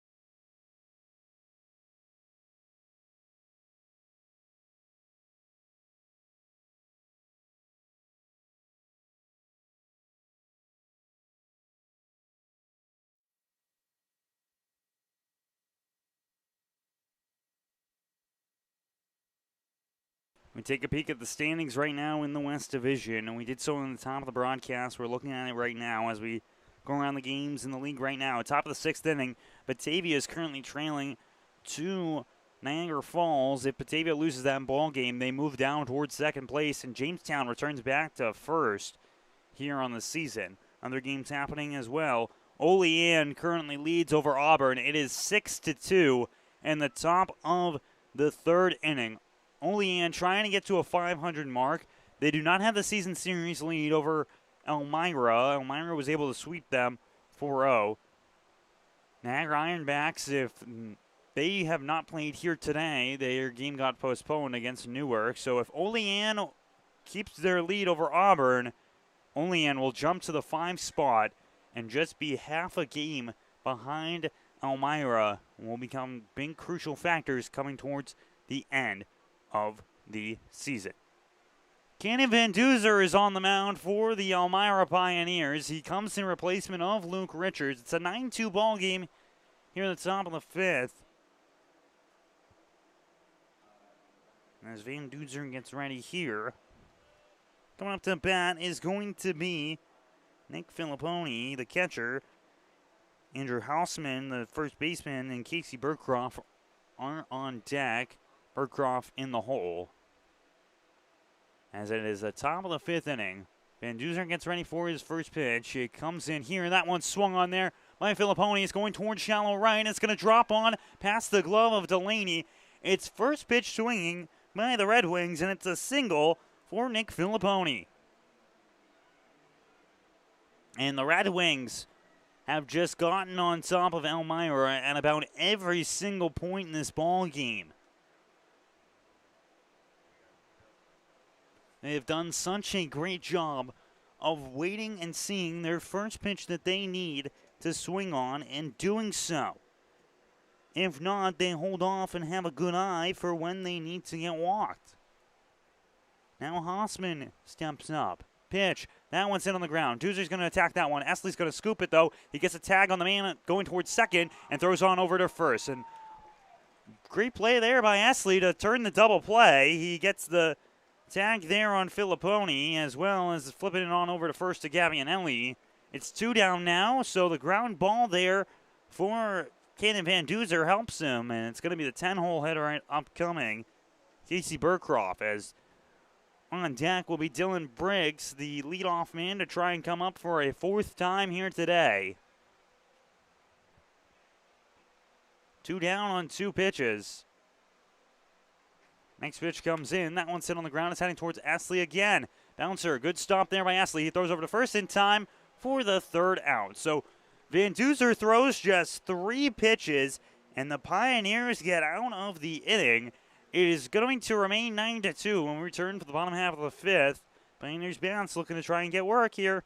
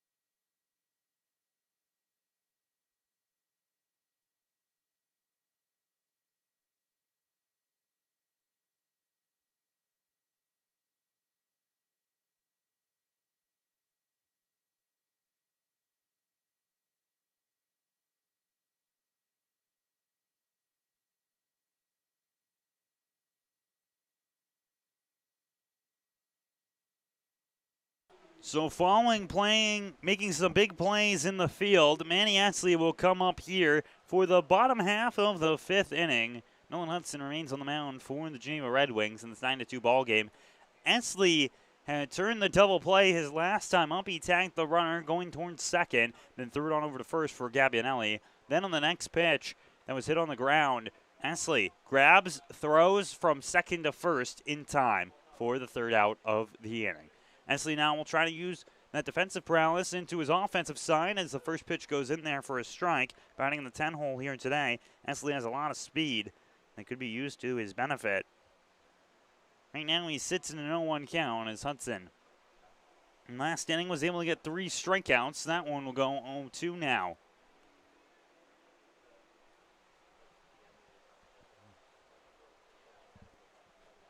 Oh-2 count here for Manny Esley, who earlier in this ball game flew one out towards center field. That one outside corner, strike 3. 1-2-3, down goes Esley by Hudson. That will be the first down of this inning. Catches Esley looking on the outside, strike 3.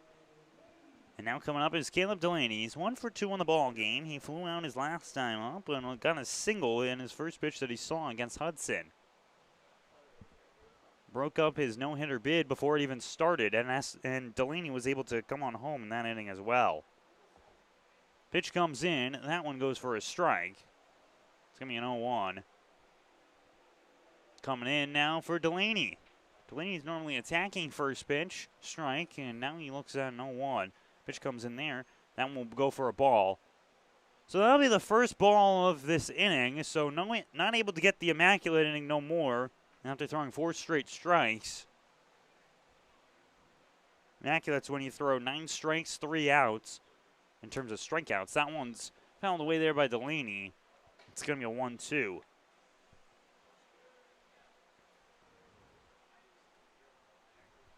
This will be the 3rd time through the lineup for the Elmira Pioneers. The Red Wings will look at their 4th time through the lineup when they come back to bat. Pitch, that one bounces in the dirt. It's going to be a 2-2. Coming in now.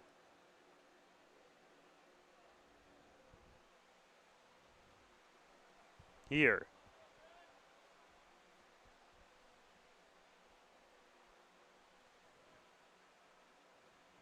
Pitch, that one's high. Count is now completely filled for Caleb Delaney.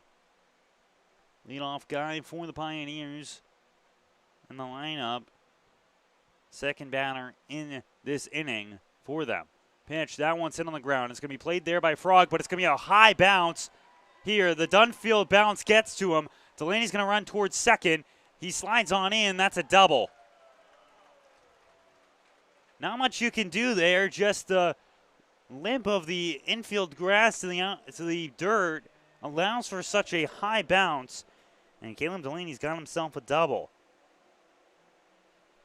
So with 1 out, the Pioneers now have a man in scoring position for them. As coming up to bat is going to be Nick Spinner. Grabbed there in the outfield by McGo. And now Spinner gets ready for this one with a man on second base. 9-2 ball game right now. The lights beginning to turn on here from Dunfield. That one is upstairs, ball 1 for Spinner. So far today, Spinner's 0 for 1. He did walk his first time up in the ball game. All right, see what he can do here. The pitch, that one's high. It's now 2-0. We have crossed the halfway point of this ball game. We're in the second half of it right now. Kind of call the middle innings 4, 5, 6. So, middle of the middle innings. So that one's swung on a miss there for a strike. It's 2-1.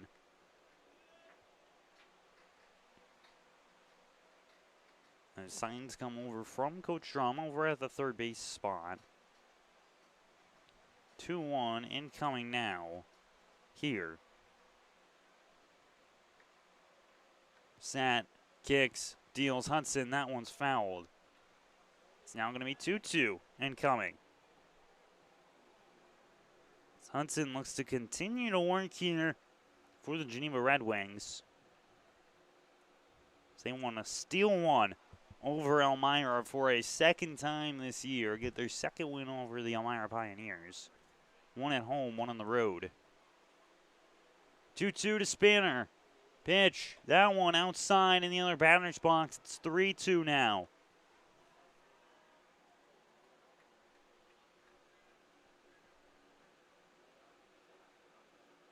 A 3-2 count incoming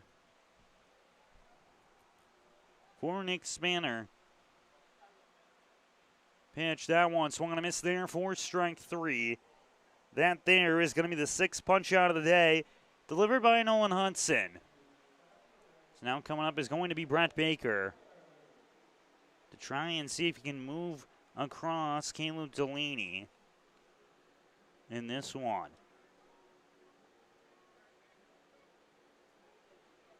Geneva Red Wings right now, outside of the 2 runs they have allowed in the first inning, have seemed to play just about perfect baseball. Holding men on base and being able to stop any sort of opportunity. Pioneers have to score. That one's too high, ball 1. Coming in there.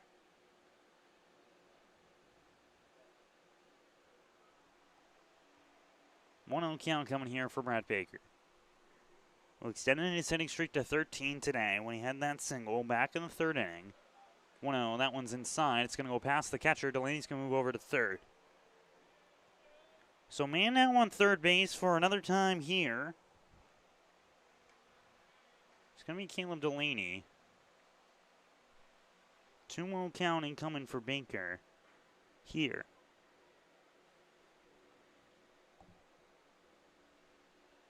As Nolan Hudson gets ready to go.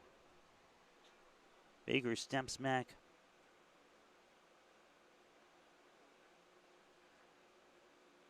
On. 2 on the pitch. That one's hit towards foul. They rule it foul there.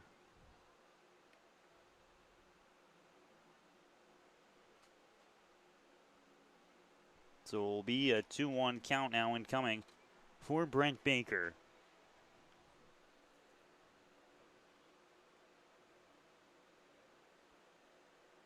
Hudson this year, the most strikeouts that he's gotten in a ball game has been 5. He's eclipsed that mark so far following that last strikeout of Spanner. That one's fouled away. It's 2-2 now. His highest inning count this season in appearance has been 5 2/3. About to hit 5 and get one more out here. Baker gets set in the box. And on the mound, Hudson gets set. The pitch, that one is hit hard, and it is going to go foul again. Just a bit too far over and a bit too early on the swing. Remains 2-2. Caleb Delaney on 3rd base right now. Andrew Hausman's playing a little bit further back over at first due to those last ones where he had to go diving for him in foul territory. 2-2. Hudson kicks, deals, that one fouled. 3 fouls in a row by Brett Baker. Comes on to pitch number 6 of this at-bat.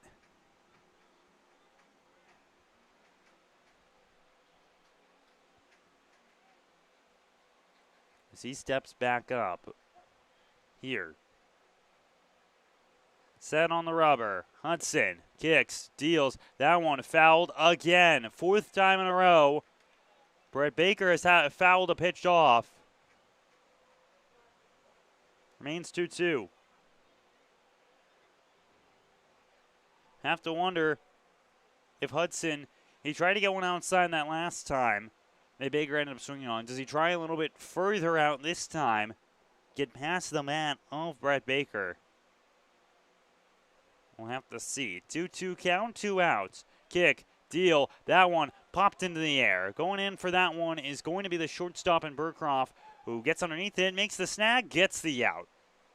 So Delaney's not able to score there after he got over towards third base. It remains a 9-2 ball game here from Dunfield. When we return, that's the top half of the sixth inning. Pioneers look to hold off before they get back up to bat.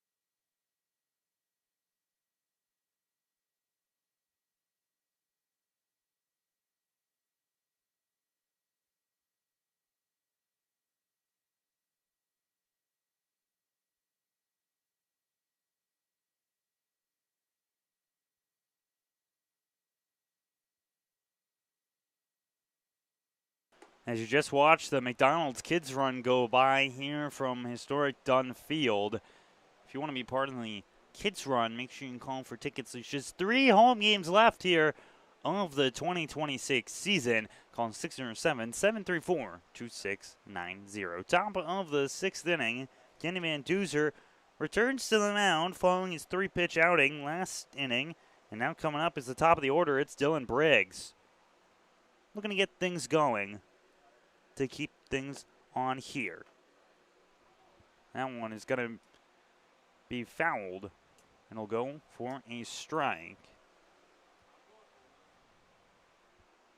And so on. Now, Van Duzer came in here in the 5th inning. He came in replacement of Luke Richards. Richards replaced Sam Watts, who started the ball game off, went 2 innings and plus, but was not able to finish off the 3rd or getting out. He got pulled, and Luke Richards came in. 7 runs went by Watts in this 9-2 ball game. It's going to be an 0-2 count incoming now.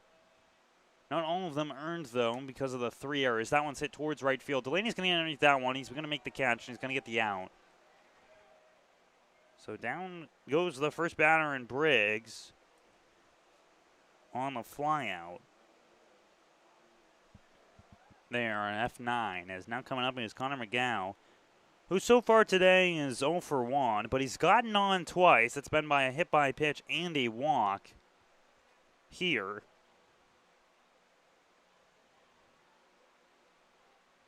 Pitch there by Van Duzer. It's going to go for a ball. It's 1-0.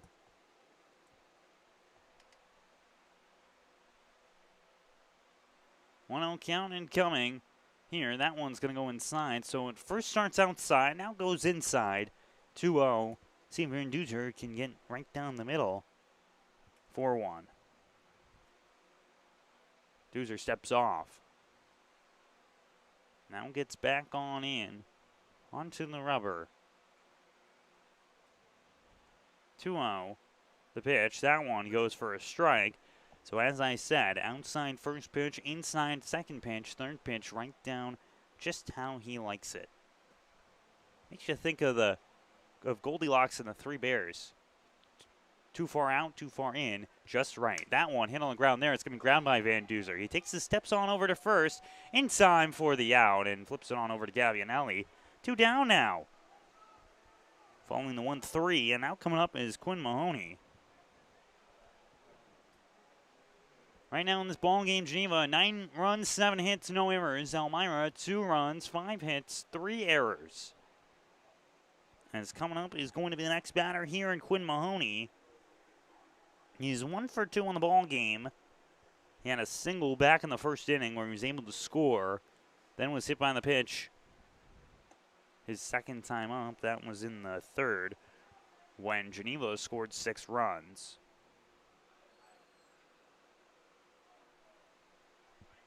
So it's an 0-1 count incoming now. Here for Mahoney. Van Duzer delivers. That one's hit on the ground. It's going to be played by Gabianelli in fair territory. He runs over towards first base, loops on around the backside, and gets the third out. So Van Duzer, following what was the hit by Filippioni in the 5th, is able to hold off these batters. It's 2 innings done now. No runs for Geneva, but they currently lead 9-2 over Elmira. When we return, the Elmira bats get ready to go here from historic Dunn Field.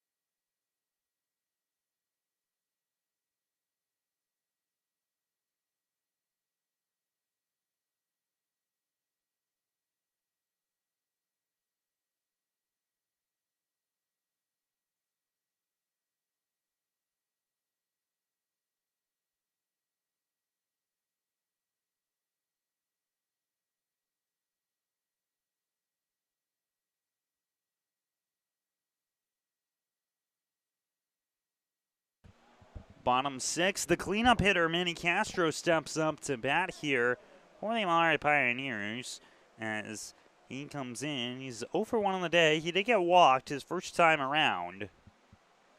9-2 ball game. Nolan Hudson remains on the mound. That one goes for a strike. If he can get through this inning, it will be his longest outing of the season. This is 6th game started on the year. As Hudson looks down towards his catcher, he kicks and deals. That one's hit hard but foul by Castro. 0-2 now. Bottom of the 6th inning in this ball game. We head close towards the late innings. Pioneers trail by 7. Following what was a 6-run 3rd inning by Geneva and then a 2-run 4th. That one goes in there for strike 3. So that will be another strikeout here for Nolan Hudson. That is going to be grand total of number 7. And now coming up is Brandon Duback, the catcher for the Pioneers, who had the RBI single in the 1st inning.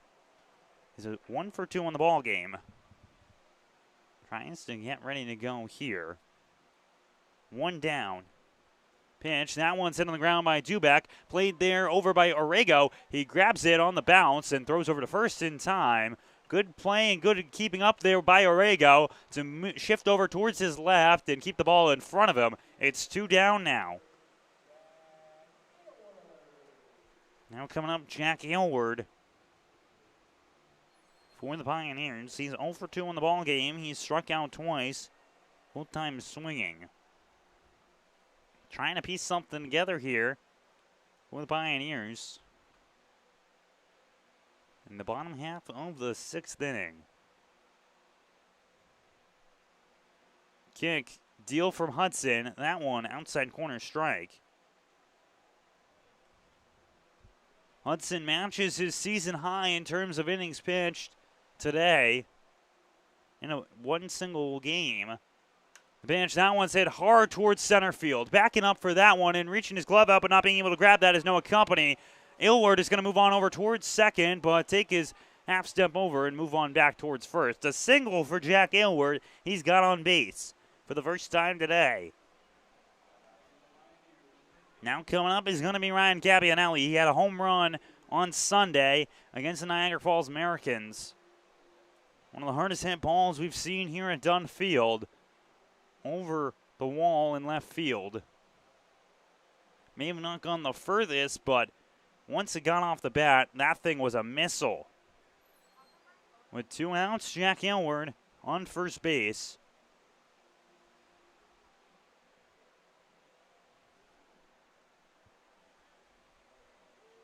And Hudson will get back onto the mound. Geneva has not even thought about going to a man in their bullpen yet. I've not seen anyone walk on over there. 2 outs right now. Throw back to first, not in time. Grabbed by Houseman. Aylward gets back. Gabbianelli, the right-handed batter, enters into this at-bat 0-for-2. He's flown out and struck out. That one goes for a strike there. 0-1 count against him. 6 hits so far in the ballgame by Elmira. They have had just 1 go for extra bases. That one outside 1-1. That one's one hit down the third base line by Caleb Delaney. Every other hit has been a single.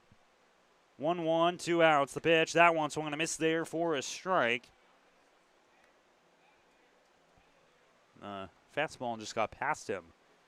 It's now a 1-2 count here for Ryan Gabbianelli. Trying not to leave another man on base for the Pioneers. And Jack Aylward. 1-2, the pitch, that one swung and a miss there for strike 3. That's strikeout number 8 on the day as Nolan Hudson gets his season high of innings pitched in a ball game. We head to the top of the 7th inning here from historic Dunn Field. The Geneva Red Wings leading this one 9-2 on the Elmira Pioneers Broadcasting Network.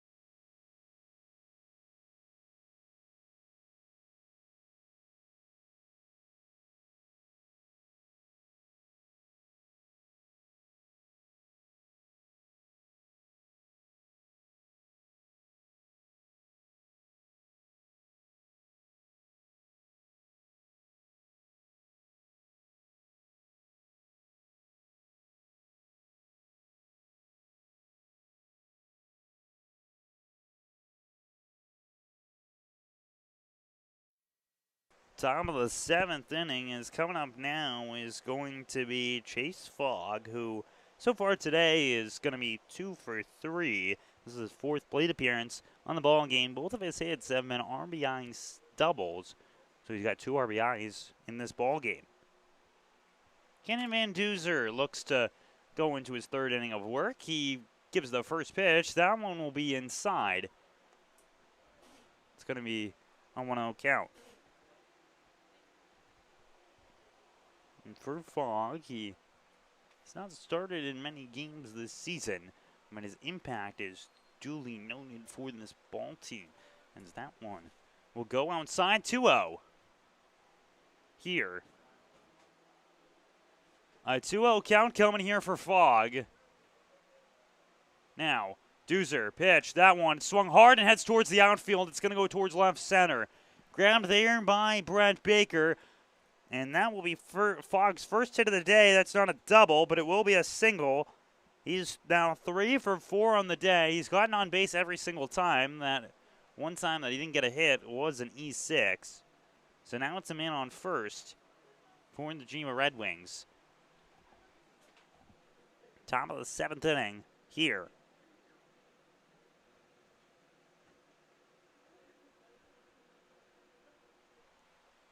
What's up now is Michael Ucci. 1 for 3 in the ball game. That one's outside. It's going to go 1-0 here. Ucci has been able to swing the bat. He had that 2-run single back in the 3rd inning. Part of the 6 runs that scored. That one hits him. Another hit batter in this contest, and Michael Ucci gets on base. With that one, it's a man on first, man on second now for the Red Wings. Around the West Division right now, bottom of the 7th inning. Niagara Falls leads over Batavia 6-3. Upset alert coming on over there. Top of the 4th inning in Auburn. It is 12-2 in favor of Olean. They are just 1 game below 500 there. Upset alert there because Auburn sitting in the 3 spot on the season. Man on first, man on second. Another chance at an upset here. Geneva can beat the Elmira Pioneers. That pitch goes in there for a strike. It's 0-1. Anything can happen in baseball. Geneva has beaten Elmira earlier in the season. That was in Geneva. These 2 teams playing a couple more times this season. 0-1 the pitch. That one inside strike. It's 0-2. Van Duzer trying to get the first down here of the 7th inning. 2 men on right now.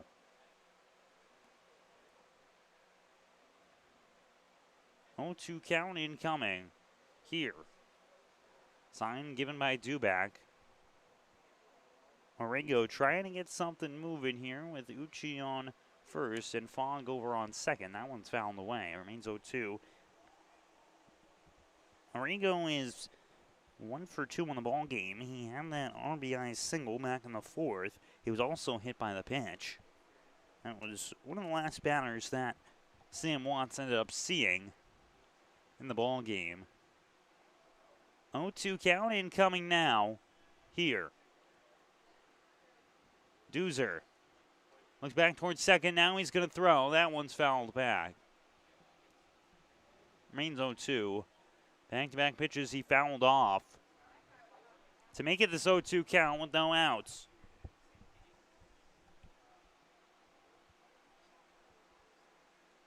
Geneva has not scored since back in the 4th inning. Pioneers have not scored since back in the 1st inning.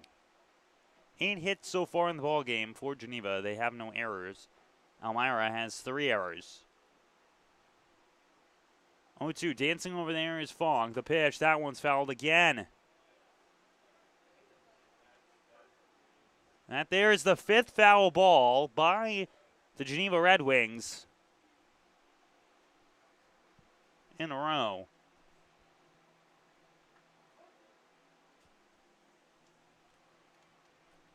Oh, 2 count here.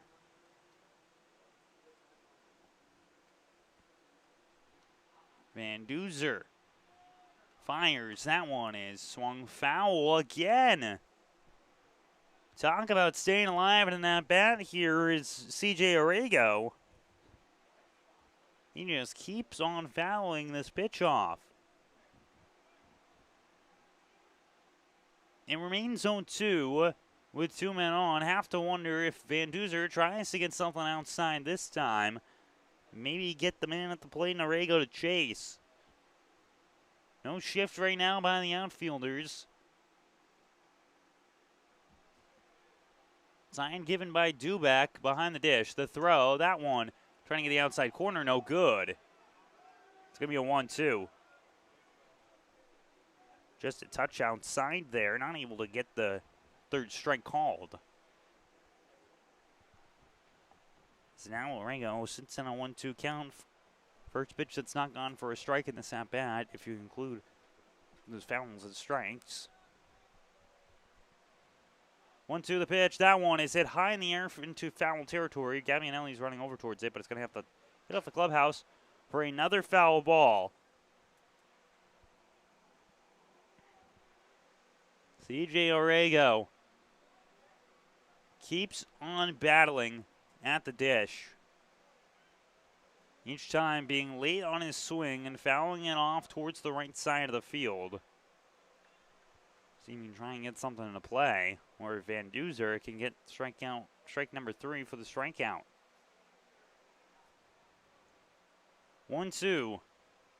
Kick. Deal. Stolen bag incoming. Throw comes down there by Dubak. It's going to go past Castro. Running on his way home is going to be the man who started stealing from second base there in Fogg. Over towards third comes Uchi.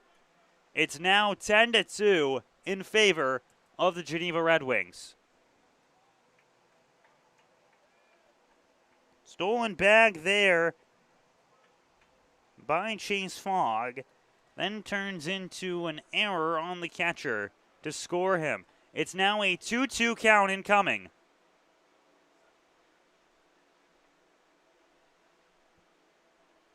Two-two count, 10-2 in favor of the Geneva Red Wings. Pitch from Van Duzer. That one swung and a miss there for strike 3. That's a punch out there, first out of the inning for him. Now coming up is going to be the next batter. It's the center fielder. It's Noah Company. He's 1 for 2 in the game. He had a single earlier and then also hit one on the ground that was grounded by Gavianelli, who was able to turn around and step on the bag. Excuse me. For that one.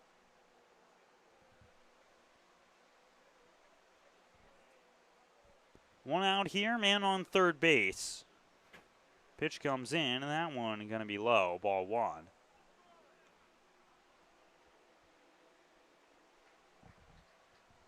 1-0 count here for Noah Company.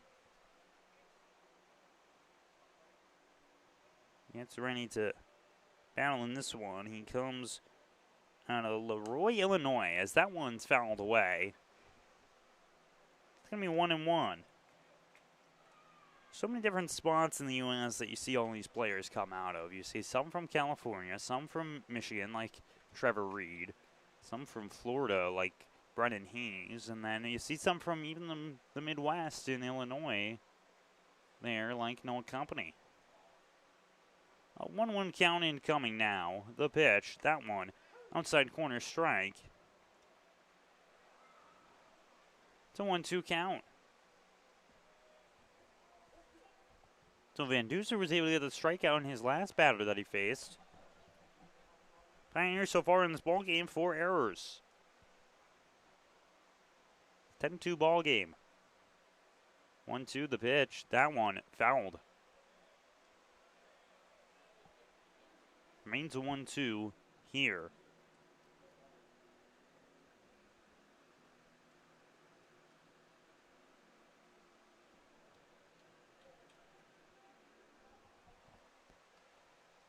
Van Duzer returns back to the rubber, and so does Company to the left-handed batter's box. The sign gives in to start play again. 1-2 count, man on third base. Kick, deal, that one, foul. Michael Lucci over at third base right now. Have to wonder if a ball gets past Brandon Dubak, if he does end up getting sent. Lucci did steal a base earlier in this ball game. 1-2 for company.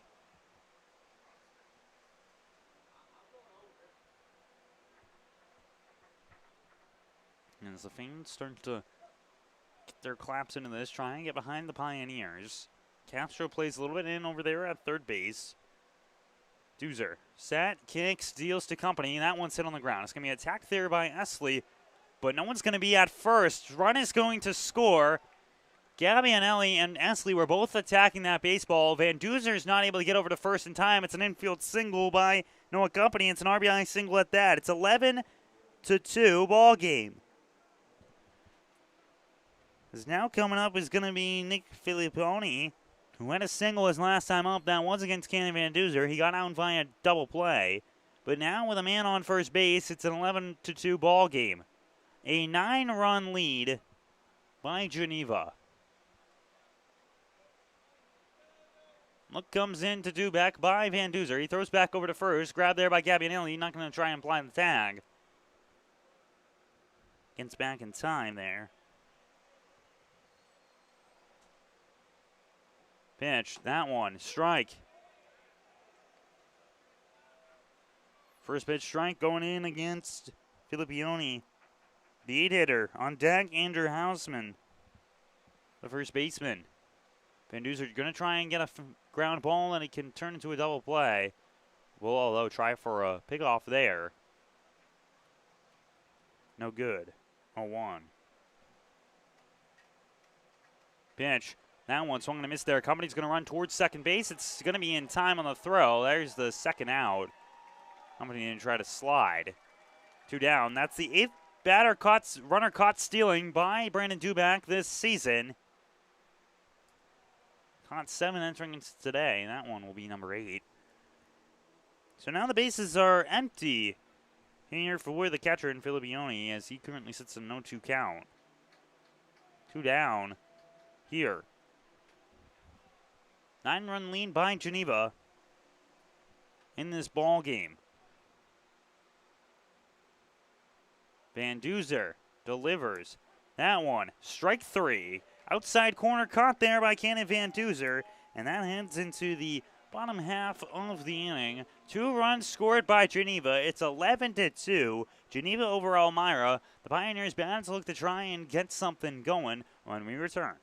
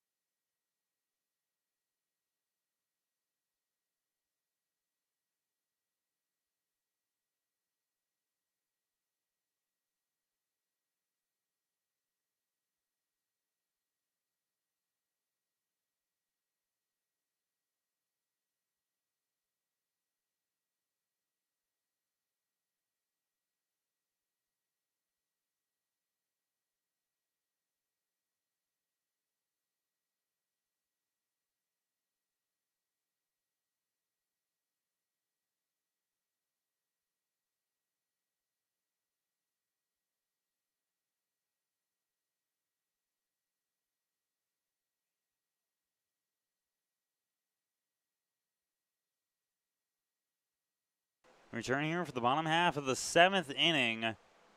The Geneva Red Wings scored 2 in the top half of the inning, and now Tyson Gingrich looks to step up to try and get things going. Nolan Hudson will go into try maybe his 7th inning of work if he can get through it. But over in the bullpen right now for Geneva is going to be Tyler Amo, who is beginning to get a little loose in case he's needed. He's a right-hander. First pitch coming to Gingrich. That one will be outside for a ball. It's 1-0.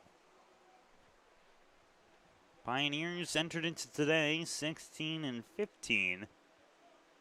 Just one game above 500. Trying not to fall to that mark. That one swung and a miss there for a strike.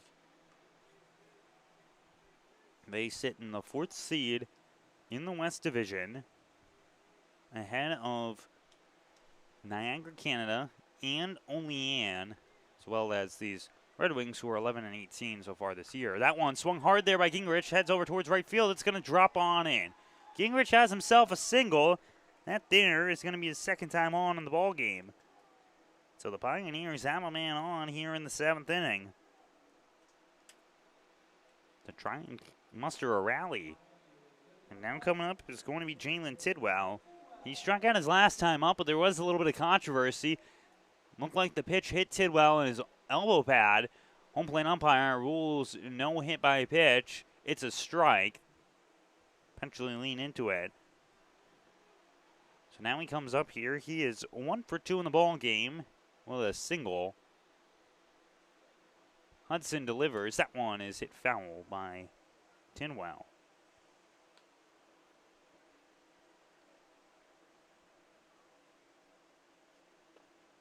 And so around the West Division right now, Niagara Falls leads over Batavia. It's 10-3. They're in Niagara Falls, bottom of the 7th, as I mentioned.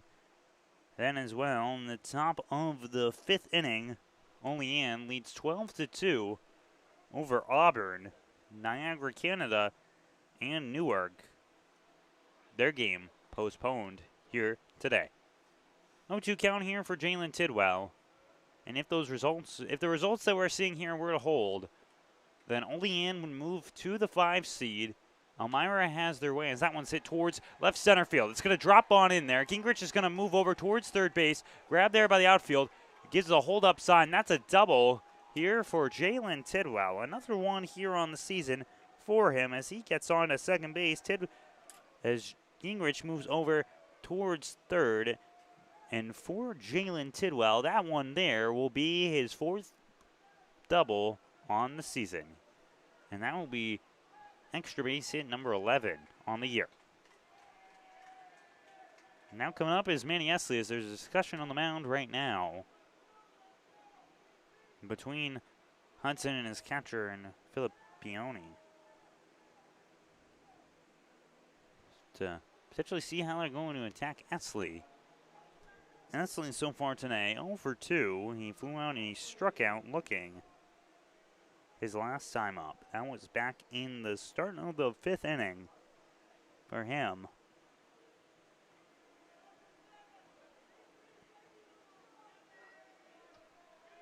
As Esley steps in, they get ready to go now. Bottom of the 7th inning, Pioneers have not scored since the 1st, where they scored 2. That one is swung on the ground there by Esley. It's going to be grabbed by the man over at third, and Arango, who throws over to first in time for Hausman. He throws back over to third. Will it be in time? It's going to miss the mark for the backup man there. Great play by Burcroft to get behind him. So a sacrifice hit there comes from Manny Esley, scores a run, and it's now going to be 11-3 in favor of Geneva, but a man now sits at third base. That's Jalen Tidwell, so Esley does what he needs to get a run in. One down now, as it's going to be the top of the order. And it's going to be up Caleb Delaney, who is 2 for 3 in the ball game. He has one of the 2 extra base hits. Wonder here if Caleb Delaney potentially shows bunt and all, because when he throws down a bunt, he's able to make it all the way down to first base. Potentially put a squeeze on. That one, first pitch goes in there for a strike. It's going to be an 0-1 here for Delaney. Delaney's double went down the third baseline, just stayed fair. Allowed him to move over there. 0-1, the pitch to Delaney. He swings on that one. It's going to drop on foul. Goes a little bit too far right. It's an 0-2 count. He swings too early on that one for the lefty.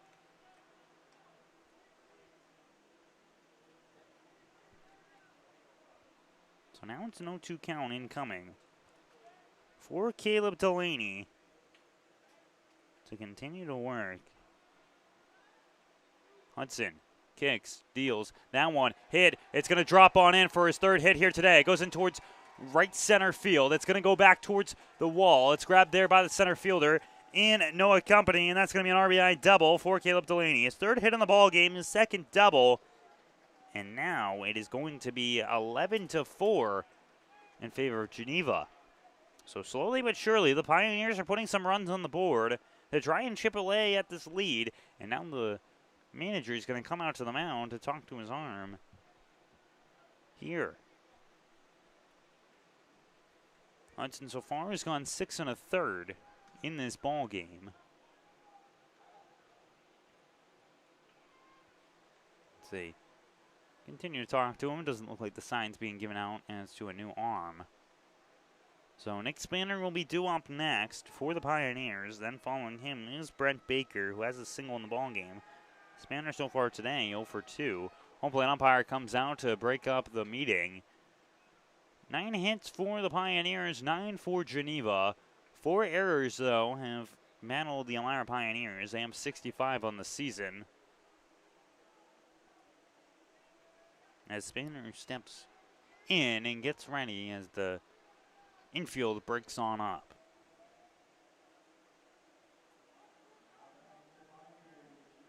Spanner gets ready now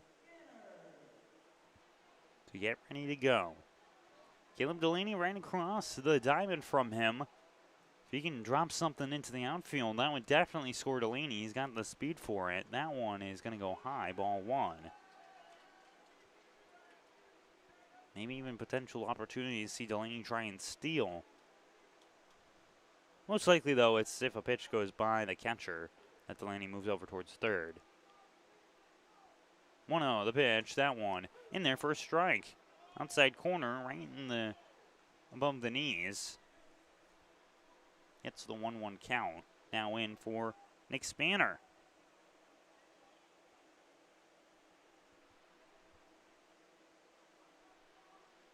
Set, kick, deals. That one swung on there by Spanner. Heads towards right center field. It's going back there and grabbed there by the right fielder in McGog. That will be the second out. That was an absolute ripper there by Nick Spanner. However, no good. 2 down. Now coming up, it's going to be Brent Baker, who steps in here. He's got 1 home run so far this season. That came out in Batavia.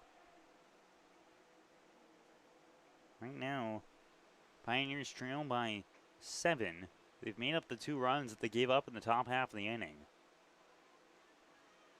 Hudson fires this one in, and that one will go for a ball.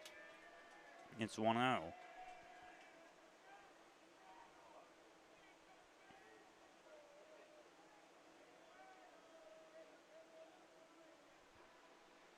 Count incoming for Brett Baker.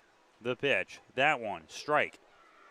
1-1 now for him. 1-1, 2 down. Caleb Delaney over at second base. The middle infield plays a little bit further back for Geneva.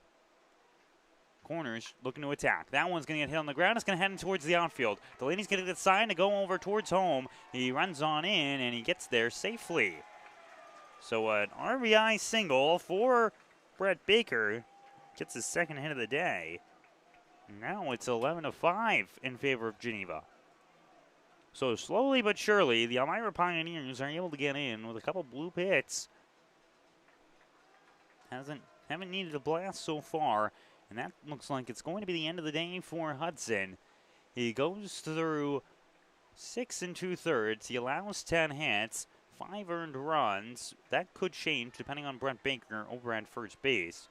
No errors. He only ends up walking a handful of men in 3 and is able to strike out a grand total of about 8 men. We'll step aside when we return. New arm on the mound for the Geneva Red Wings. The Pioneers trailing this one 11-5 in the bottom half of the 7th.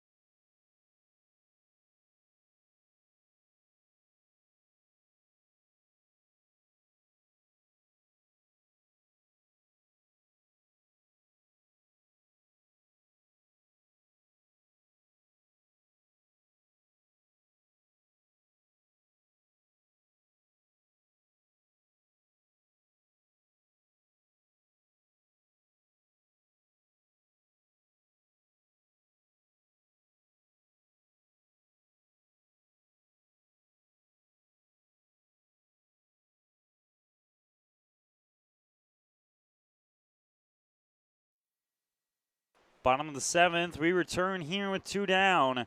The man on first base and Brett Baker. Tyler Ramos steps up here. This will be his 9th appearance on the year. He's starting in 6 games, but now coming out of the bullpen, trying to end off this inning following Nolan Hudson's beginning. He went 6 2/3 in this ball game. That one swung on a miss there for a strike.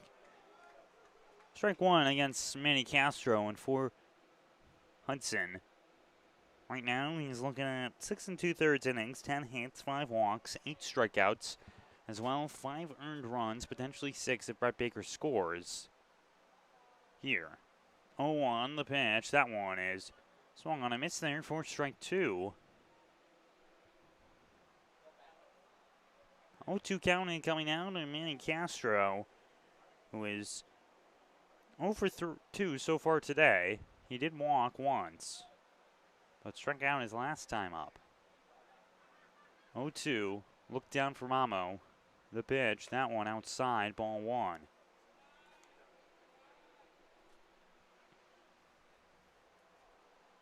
One, 2 in coming down for Manny Castro. Looking to try and move his men across. 3 runs have scored in the bottom half of the 7th inning here from historic Dunn Field.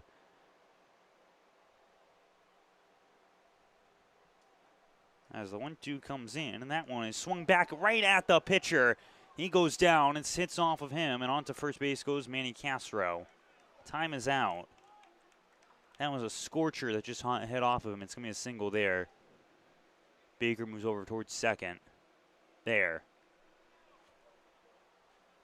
It seems like hit off the front. The coach is going to come out just to talk to his man to make sure everything's all set. Hit off the heel is what he's pointing to. There.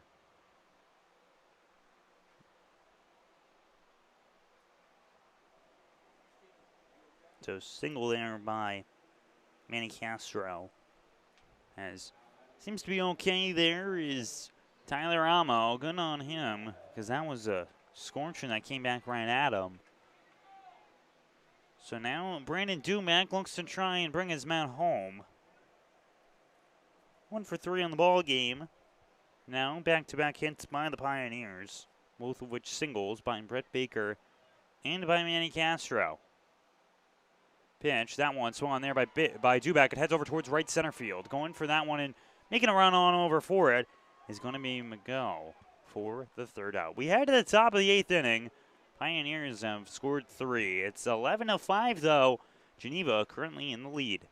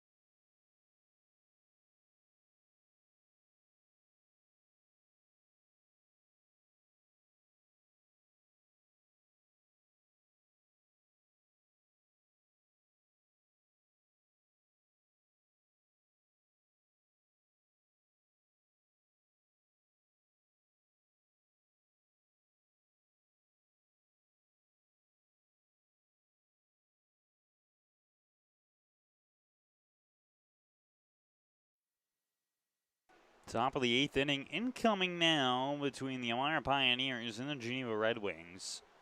Elmira entered into today 16 for 15. Geneva entered in 11 for 18. As a throwdown comes in here from Dubak to his man in Etzley, and they get ready to go now in this inning. Thank you for joining us here on the Elmira Pioneers Broadcasting Network. We have eclipsed over a 2-hour and 45-minute mark in this ball game.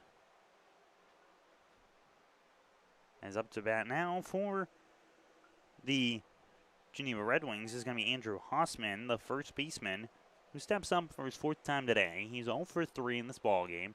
He's flown out. He had an infield fly rule and then double play ball. First pitch to him. That one will hit him, though. He'll get on base for the first time today. Pitch gets past Doozer. Now on to first goes Hausman. One man on for the Geneva Red Wings after they gave up 3 in the bottom half of the inning. There. Up to bat now comes the 10-hole hitter. It's going to be Casey Burncroft, who 0 for 3 as well in this contest, trying to get on for his first time here today.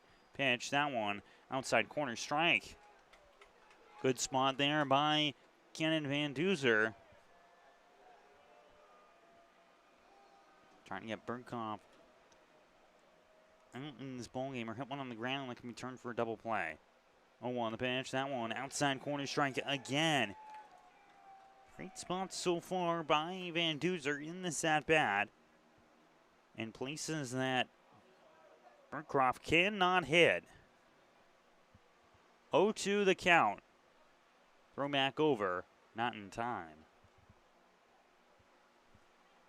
Gabinelli grabbed it, squeezed it, didn't apply the tag. It'll be main 0-2.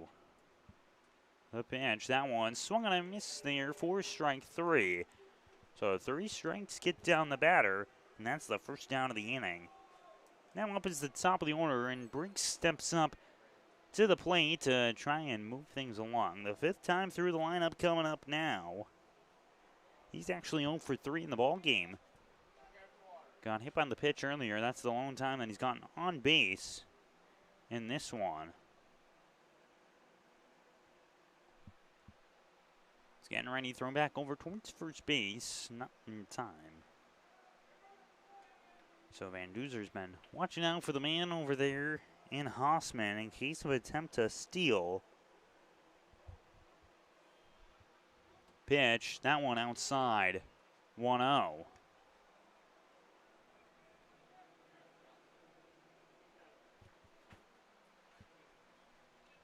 Count incoming.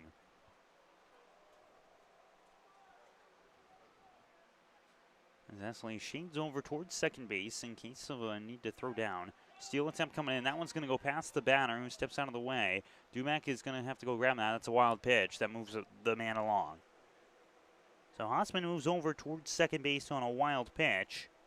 It's going to be a 2-0 incoming. 2-0 incoming for Briggs. Here.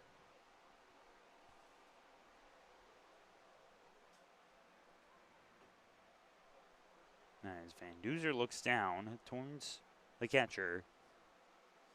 Etzley shades over the pitch. That one swung on a miss there for a strike. It's 2-1. Good whiff on that one. Delivered by Van Duzer. Trying now to get the second out of this inning. Try and hold Geneva to no score. Cannon fires. That one's hit on the ground. It's going to be attacked there by Tidwell. It's going to go through his glove again. It goes into the outfield one more time. That's going to be an RBI play there. An RBI. I think they ruled that one. There is a single with an error. So error moves the man home. The single puts him on. A RBI there by Dylan Briggs. And now Connor McGowan will step up. Man on first base. It's now a 12-5 ball game. So Geneva's back into a 7-run lead over Elmira. 5 errors in this ball game by the Pioneers. The pitch, that one's inside, ball 1. 1-0. The go today, 0 for 2. Has had 4 plate appearances, has gotten on twice, hit by pitch and a walk. Pitch, that one, hit off the end of the bat, heads towards right field. Delaney's going to chase after that one. He puts the ball in his glove and gets the second out. 2 down now for the Geneva Red Wings. As coming up to bat is going to be Quinn Mahoney, who had a single his first time up and has not been able to get a hit since. He's grounded to first base every other time besides in the third when he got hit by the pitch.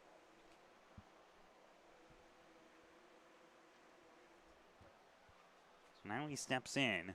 Left-handed batter's box against Van Duzer. Man on first. Pitch, that one, swung on the ground. Van Duzer's going to chase after that one. He makes the grab. He's going to run on over towards first, get the third out. And we head to the bottom half of the 8th. Pioneers look to try and counter back. 1 run scores for Geneva. It's back to a 7-run lead. It's 12-5 here from historic Dunn Field.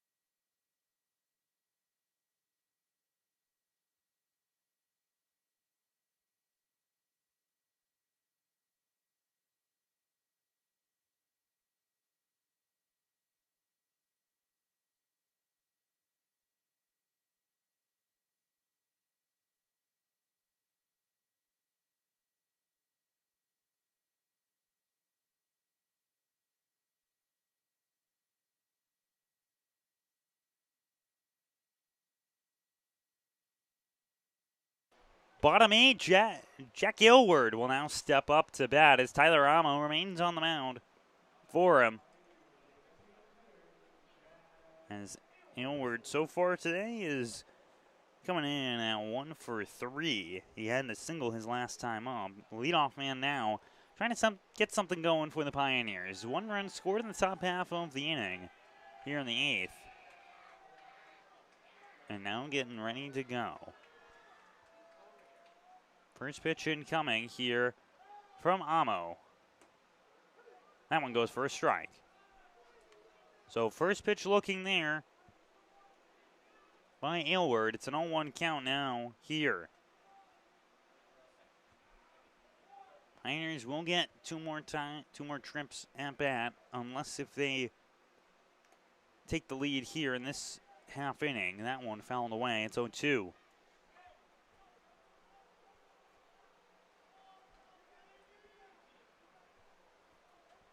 Seven-run lead right now by Geneva. They've scored 3 in the last 2 innings. Pioneers scored 3 in the last one. Pioneers have just scored in 2 innings in this ball game. The 7th and the 1st. Pitch, that one. Outside corner, does it go? No good. It's 1-2 to Aylward. Trying to get some big swings of the bat right now. He had one that went over the left field wall, but was too far foul earlier. 1-2 incoming. The pitch. That one fouled. Back. So we'll remain 1-2 right now. in this one.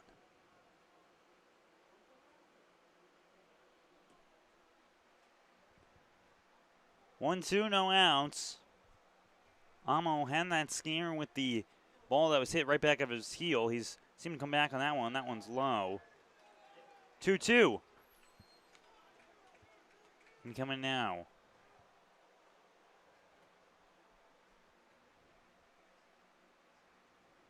He gets ready.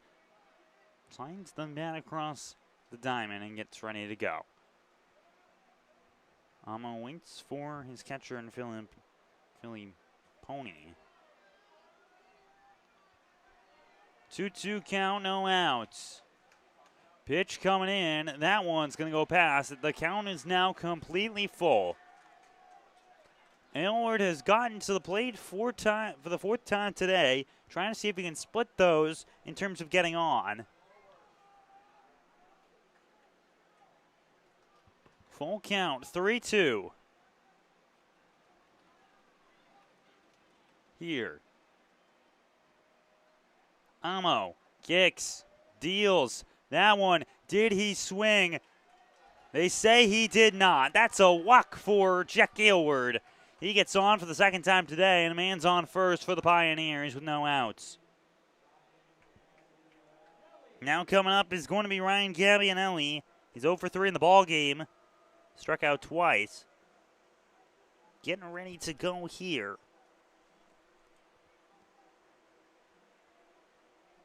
And as he also flew out his first time up.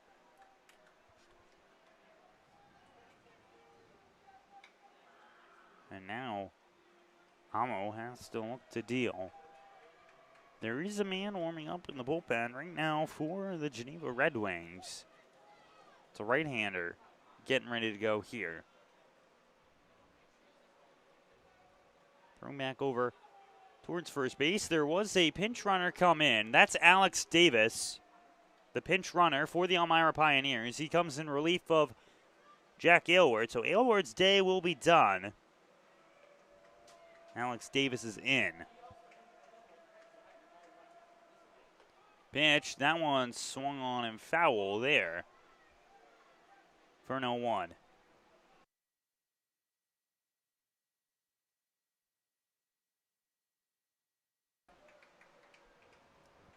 Oh, 0-1 count incoming here for Ryan Gabbianelli with a man on first. That's Alex Davis. The pitch, that one, Amo falls there. Mitch is outside. Seems like he just missed his footing. 0-2 now. 1-1, excuse me. Coming in. Here.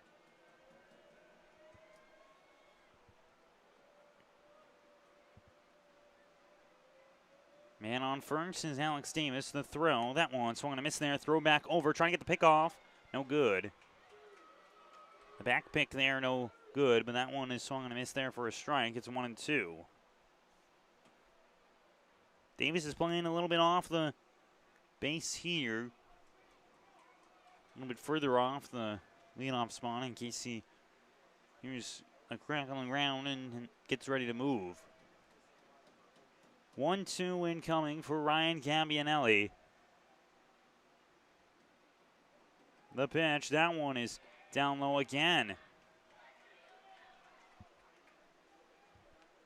2-2 count here.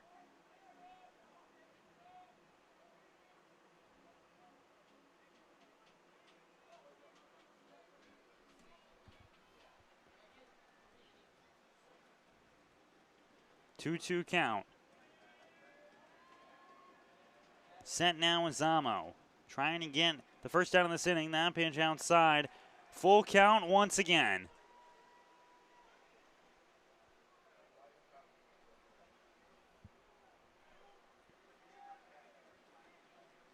Full count incoming here for Ryan Gabbianelli. Trying to get on base for the first time here today. Struck out twice and flew out once. Full count. 3-2. Man on first. Alex Davis. The pitch. That one. Strike three is the call. Catches the outside corner. And Gabbianelli goes down looking. Thought he had the walk. no case scenario. He's down for the third time today on strikes. Is now coming up is going to be Tyson Gingrich to try and move something here. He had a single his last time up. He was able to score alongside him and Tidwell and Delaney for 3 runs back in the last inning. So 1 down now for the Pioneers. Zalmo gets out on the bases loaded, or excuse me, the full count situation. First pitch to Gingrich will go for a strike at the knees. Inside pitch 2, 0-1. Amo got the first down here on the inning by a strikeout. Now trying to continue to work. Throw back over. Very much worried about Alex Davis over there at first base. Considering he comes in as a pinch runner for Jack Aylward, who was the extra hitter in this contest. 0-1. The pitch. Davis gets the secondary lead, but won't end up running. It's 1-1.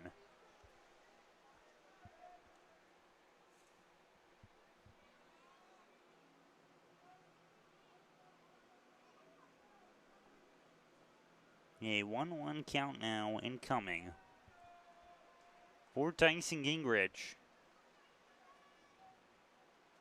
Set, kick, deal. That one, inside corner strike. Came very close. Just a part of the ball, though, has to hit the zone, and that's what ended up happening. It's a 1-2. 1-2 count, 1 out. The pitch, that one swung on a miss there for strike 3. Second punch out comes in by Amo. In this one, now Tidwell will come up, who has 2 hits so far today, a double and a single in the contest, and he looks to continue to use. Also struck out once, but that's the second strikeout by Amo in this ball game. So following the leadoff walk has not seemed to become an issue for him. Getting ready now for first pitch is going to be Jalen Tidwell.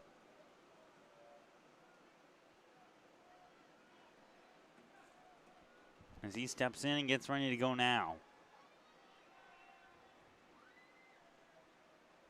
Geneva fires that one. Strike, first pitch once again by Amo.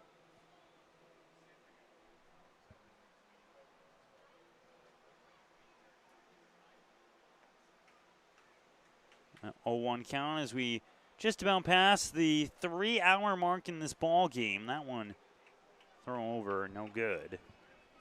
Here in the bottom half of the 8th inning, the Pioneers have scored 5 runs just in 2 innings of this ball game. Geneva, they look for an upset. They lead 12-5. They scored 6 back in the 3rd inning. Punched Sam Watts out of this ball game. He was the starting pitcher in this one. 0-1 the count. The pitch from Amo. That one, check swing, did he go?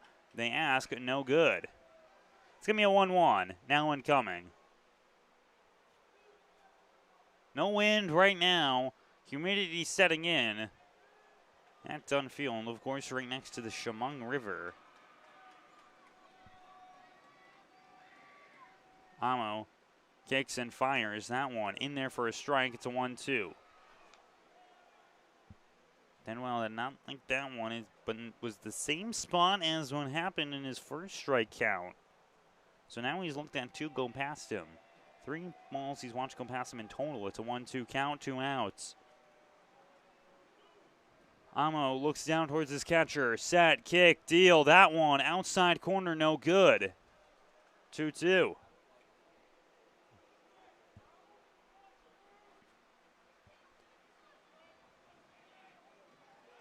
2-2 count, trying to get the last down. He has 2 strikeouts in this inning. Amo pitches. That one misses. Low.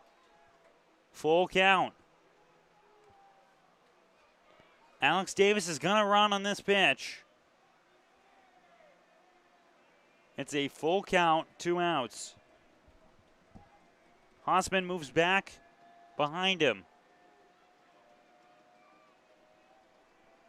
Sad kick, deal. That one, ball 4. Tidwell gets on via walk. Second man to get walked this inning. Now coming up is going to be the 10 man. It's Manny Esley.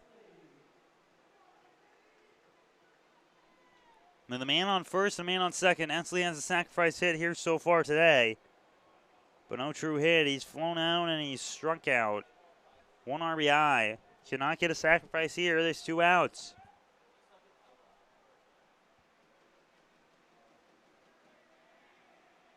Set, ready here. Amo delivers. That one is going to go high. Ball 1 to Esley. Manny Esley, last man in the order. On deck, Caleb Delaney. Start things back off, who's 3 for 4 on the ball game.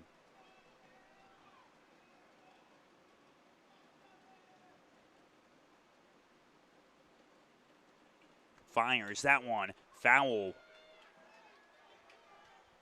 Fastball inside there. Esley gets a swing. Goes backwards.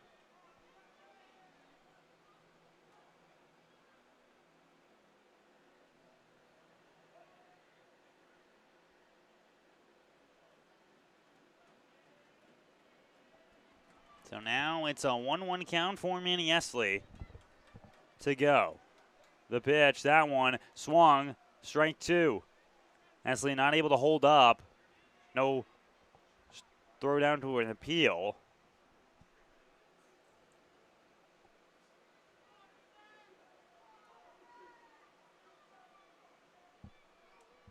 One, 2 incoming, 2 outs. Set. Amo kicks, deals. That one swung on a miss, strike 3. Manny Esley goes down. We head into the bottom half, into the top half of the ninth of the, Pioneers have to hold off Geneva and then score 7 in the bottom half of the 9th. Potential coming in this one here on the Pioneers Broadcasting Network from Elmira, New York.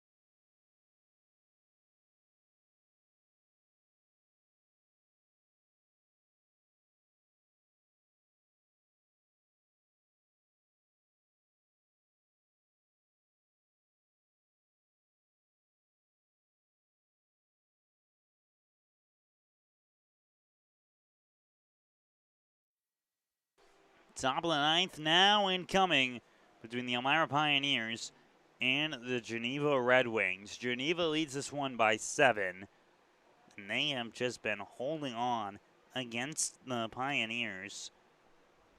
Looking to continue the work. Kenan Van Duzer remains on this mound to go against the batter here for him in here. That one by Chase Fong fell away. That'll be for strike number 1 to come on in this one.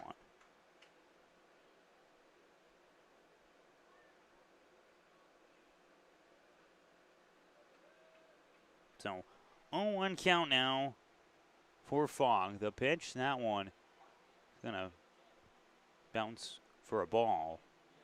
It's a 1-1.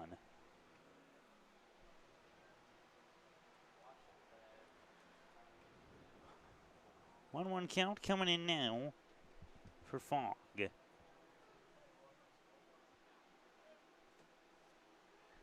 Pioneers trying to get 3 quick outs before they bring their mats up to try and get this one. Right now on upset alert against Geneva.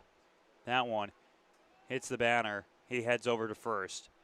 Another hit batter in this ball game as Chase Fogg goes on for another time today. And Geneva is honestly one of those scrappy wins if they can get it. Just finding the right spots and being able to get those hits, as well having a good eye and not chasing too many pitches by them.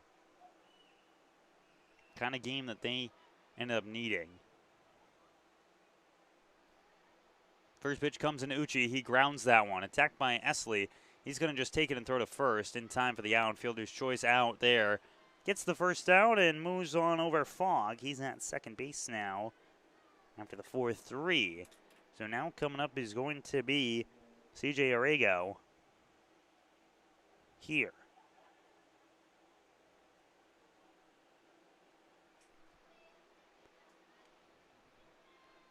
Arrigo so far today, he is 1 for 3. He struck out his last time up. That was in the 7th against Cannon Van Duzer.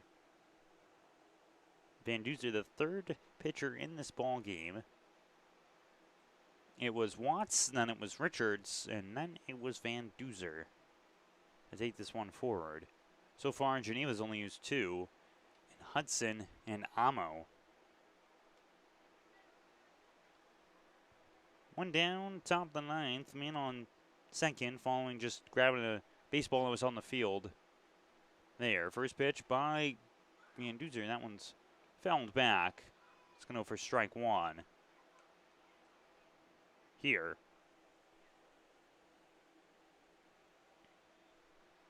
On 1 count here to Arrigo. Has an RBI on the day. That came off of his single back in the 4th inning, where 2 runs ended up scoring for Geneva.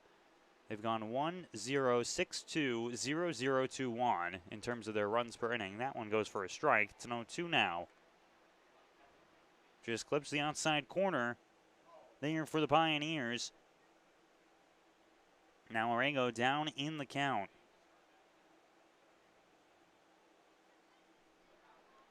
0-2.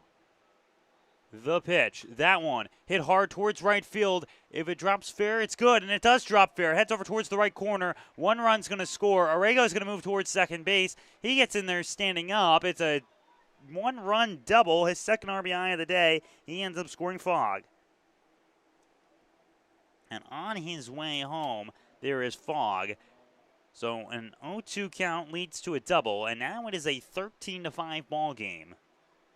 Another run scores for Geneva. Just pushes the lead so much higher, the mountain so much higher, that the Pioneers have to try and make up for in the bottom half of the inning.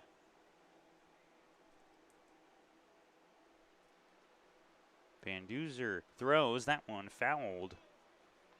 It's going to go 0-1 here.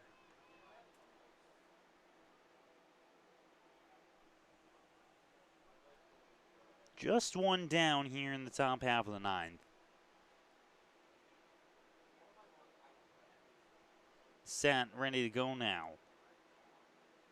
Pitch comes in. That one's hit on the ground. Esley's going to attack that one. He lays the glove down, makes the catch, throws to first for Gabbianelli. It's in time for the out. Second out comes in, moves over Arrigo to third base on the 4-3. And now coming up is going to be Nick Filippiani, who so far today is just 1 for 3. He had a single, but also got walked. But for his 5th time at the plate, trying to see if he can score another run for the Red Wings. That one's going to go high and inside. Ball 1. Trying to make this mountain just that much higher that the Pioneers have to climb over if they want to win this ball game. 13-5, the pitch. That one swung on there towards left field. Getting underneath that one is going to be Gingrich for the out. That is the third out of the inning, and that will head us to the bottom half of the ninth.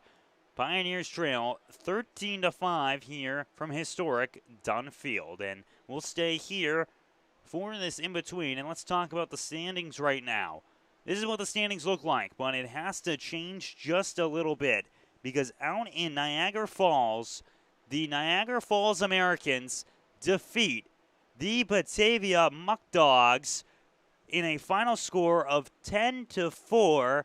That there puts Jamestown into first place in the West Division here as well. Over in Auburn right now, Olean leads 13-2 in the top of the 7th inning.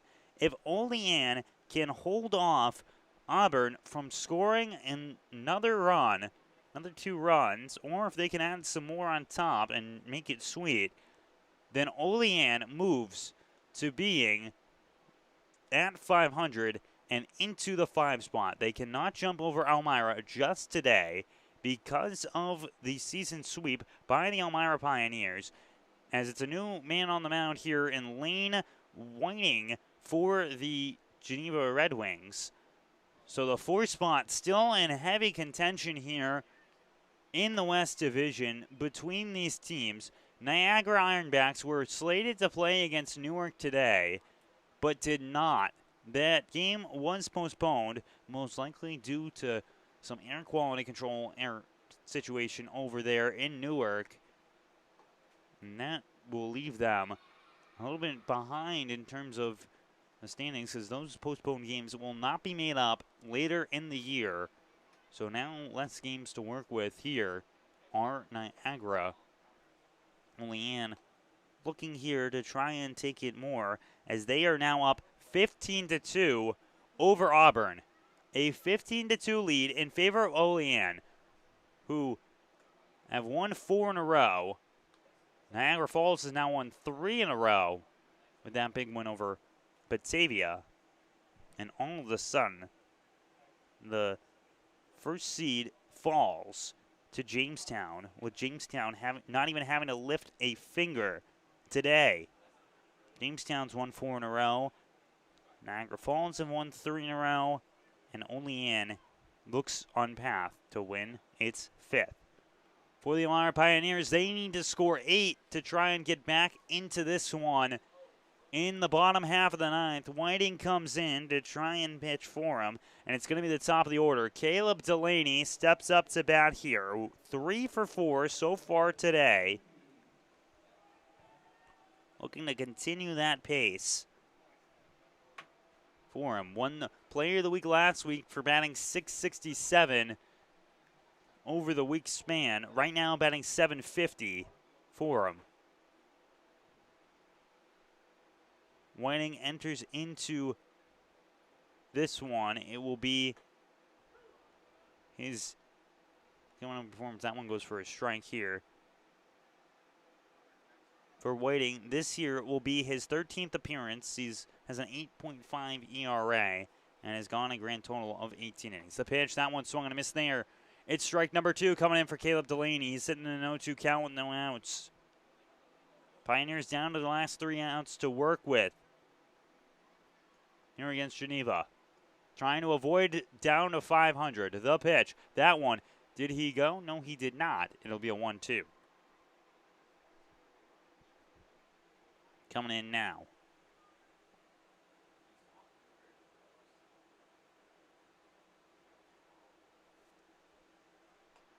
Pitch in there to Delaney. It's now a 2-2. He holds up for another time here. 2-2 count incoming for him. The pitch to Delaney. He swings on that one and fouls it away. So we'll stay into this at bat coming in.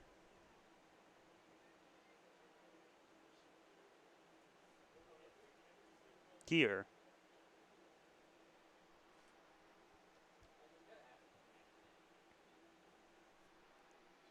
2-2 count to Caleb Delaney, batting .485 so far this season. The pitch, that one's down low, full count.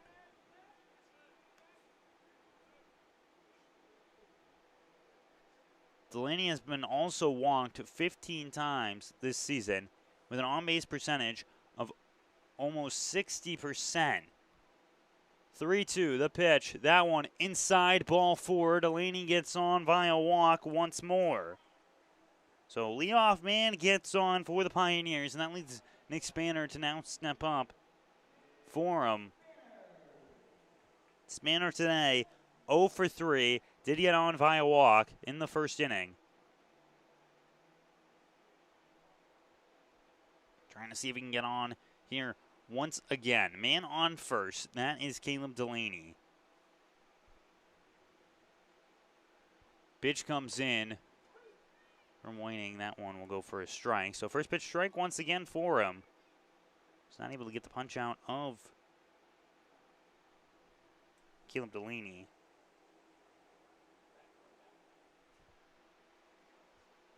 Wayne Whiting's pitch, that one outside corner again, strike two.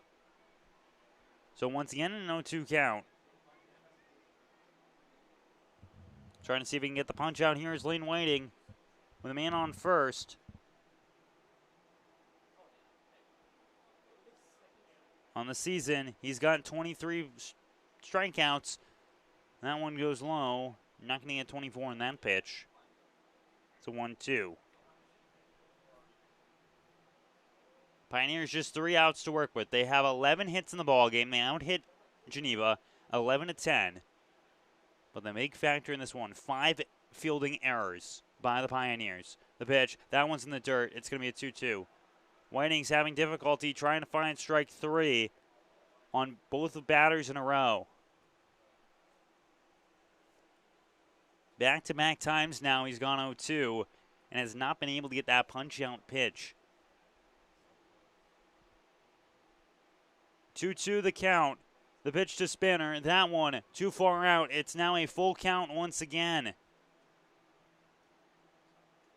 He's trying to just get a little piece in that corner to catch him looking. It's a full count. Lane Whiting on the mound. 3-2 the pitch. That one gonna be strike number 3 to Nick Spanner. And that's gonna be the first out. Great throw there by Whiting. Gets one down. Now coming up is going to be Brett Baker to take it forward. Here. Another strikeout against the Elmira Pioneers. They've struck out 11 times in this ball game. Whiting pitches to Baker, first pitch outside, ball 1. So not able to get first pitch strike on this batter here is Whiting. 1-0.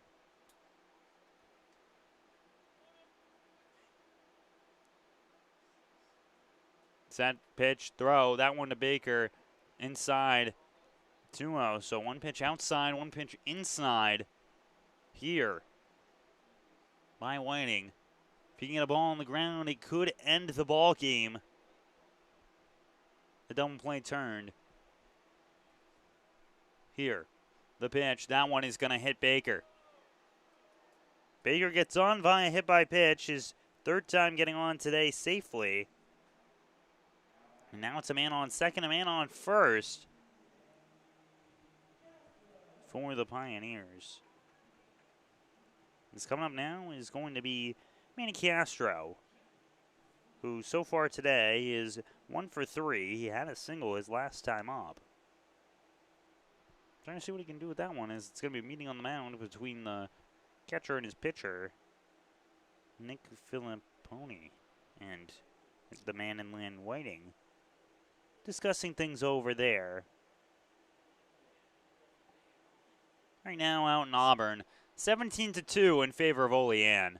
So they look like they will be taking that one in 7 innings. The 10-run rule seems to be going to be in effect, unless if Auburn's able to score 6 there. Olean has seemed locked down so far today from their stand. So they will move to 500, barring anything crazy happening. That one's in the dirt. Not able to snag it there, but the ball goes in front of him. So it's a 1-0 count coming in now to Manny Castro.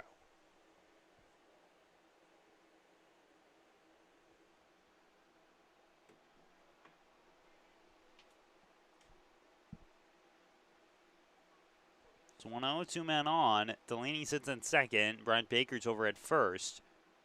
Pitch comes in. That one will be a strike. So following the bouncing ball last time, Whiting's able to get a strike on the board. Here it's 1-1.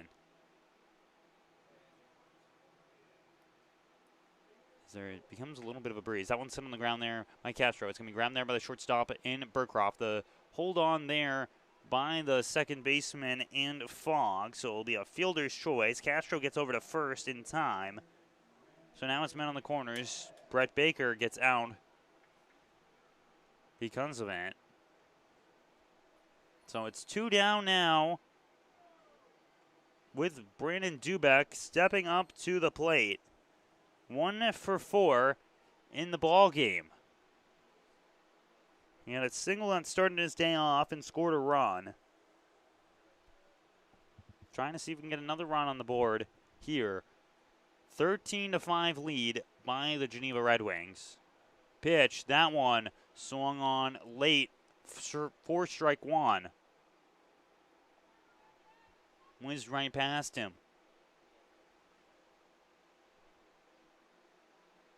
0-1. Whiting comes set. Stretch, deal, that one high. 1-1.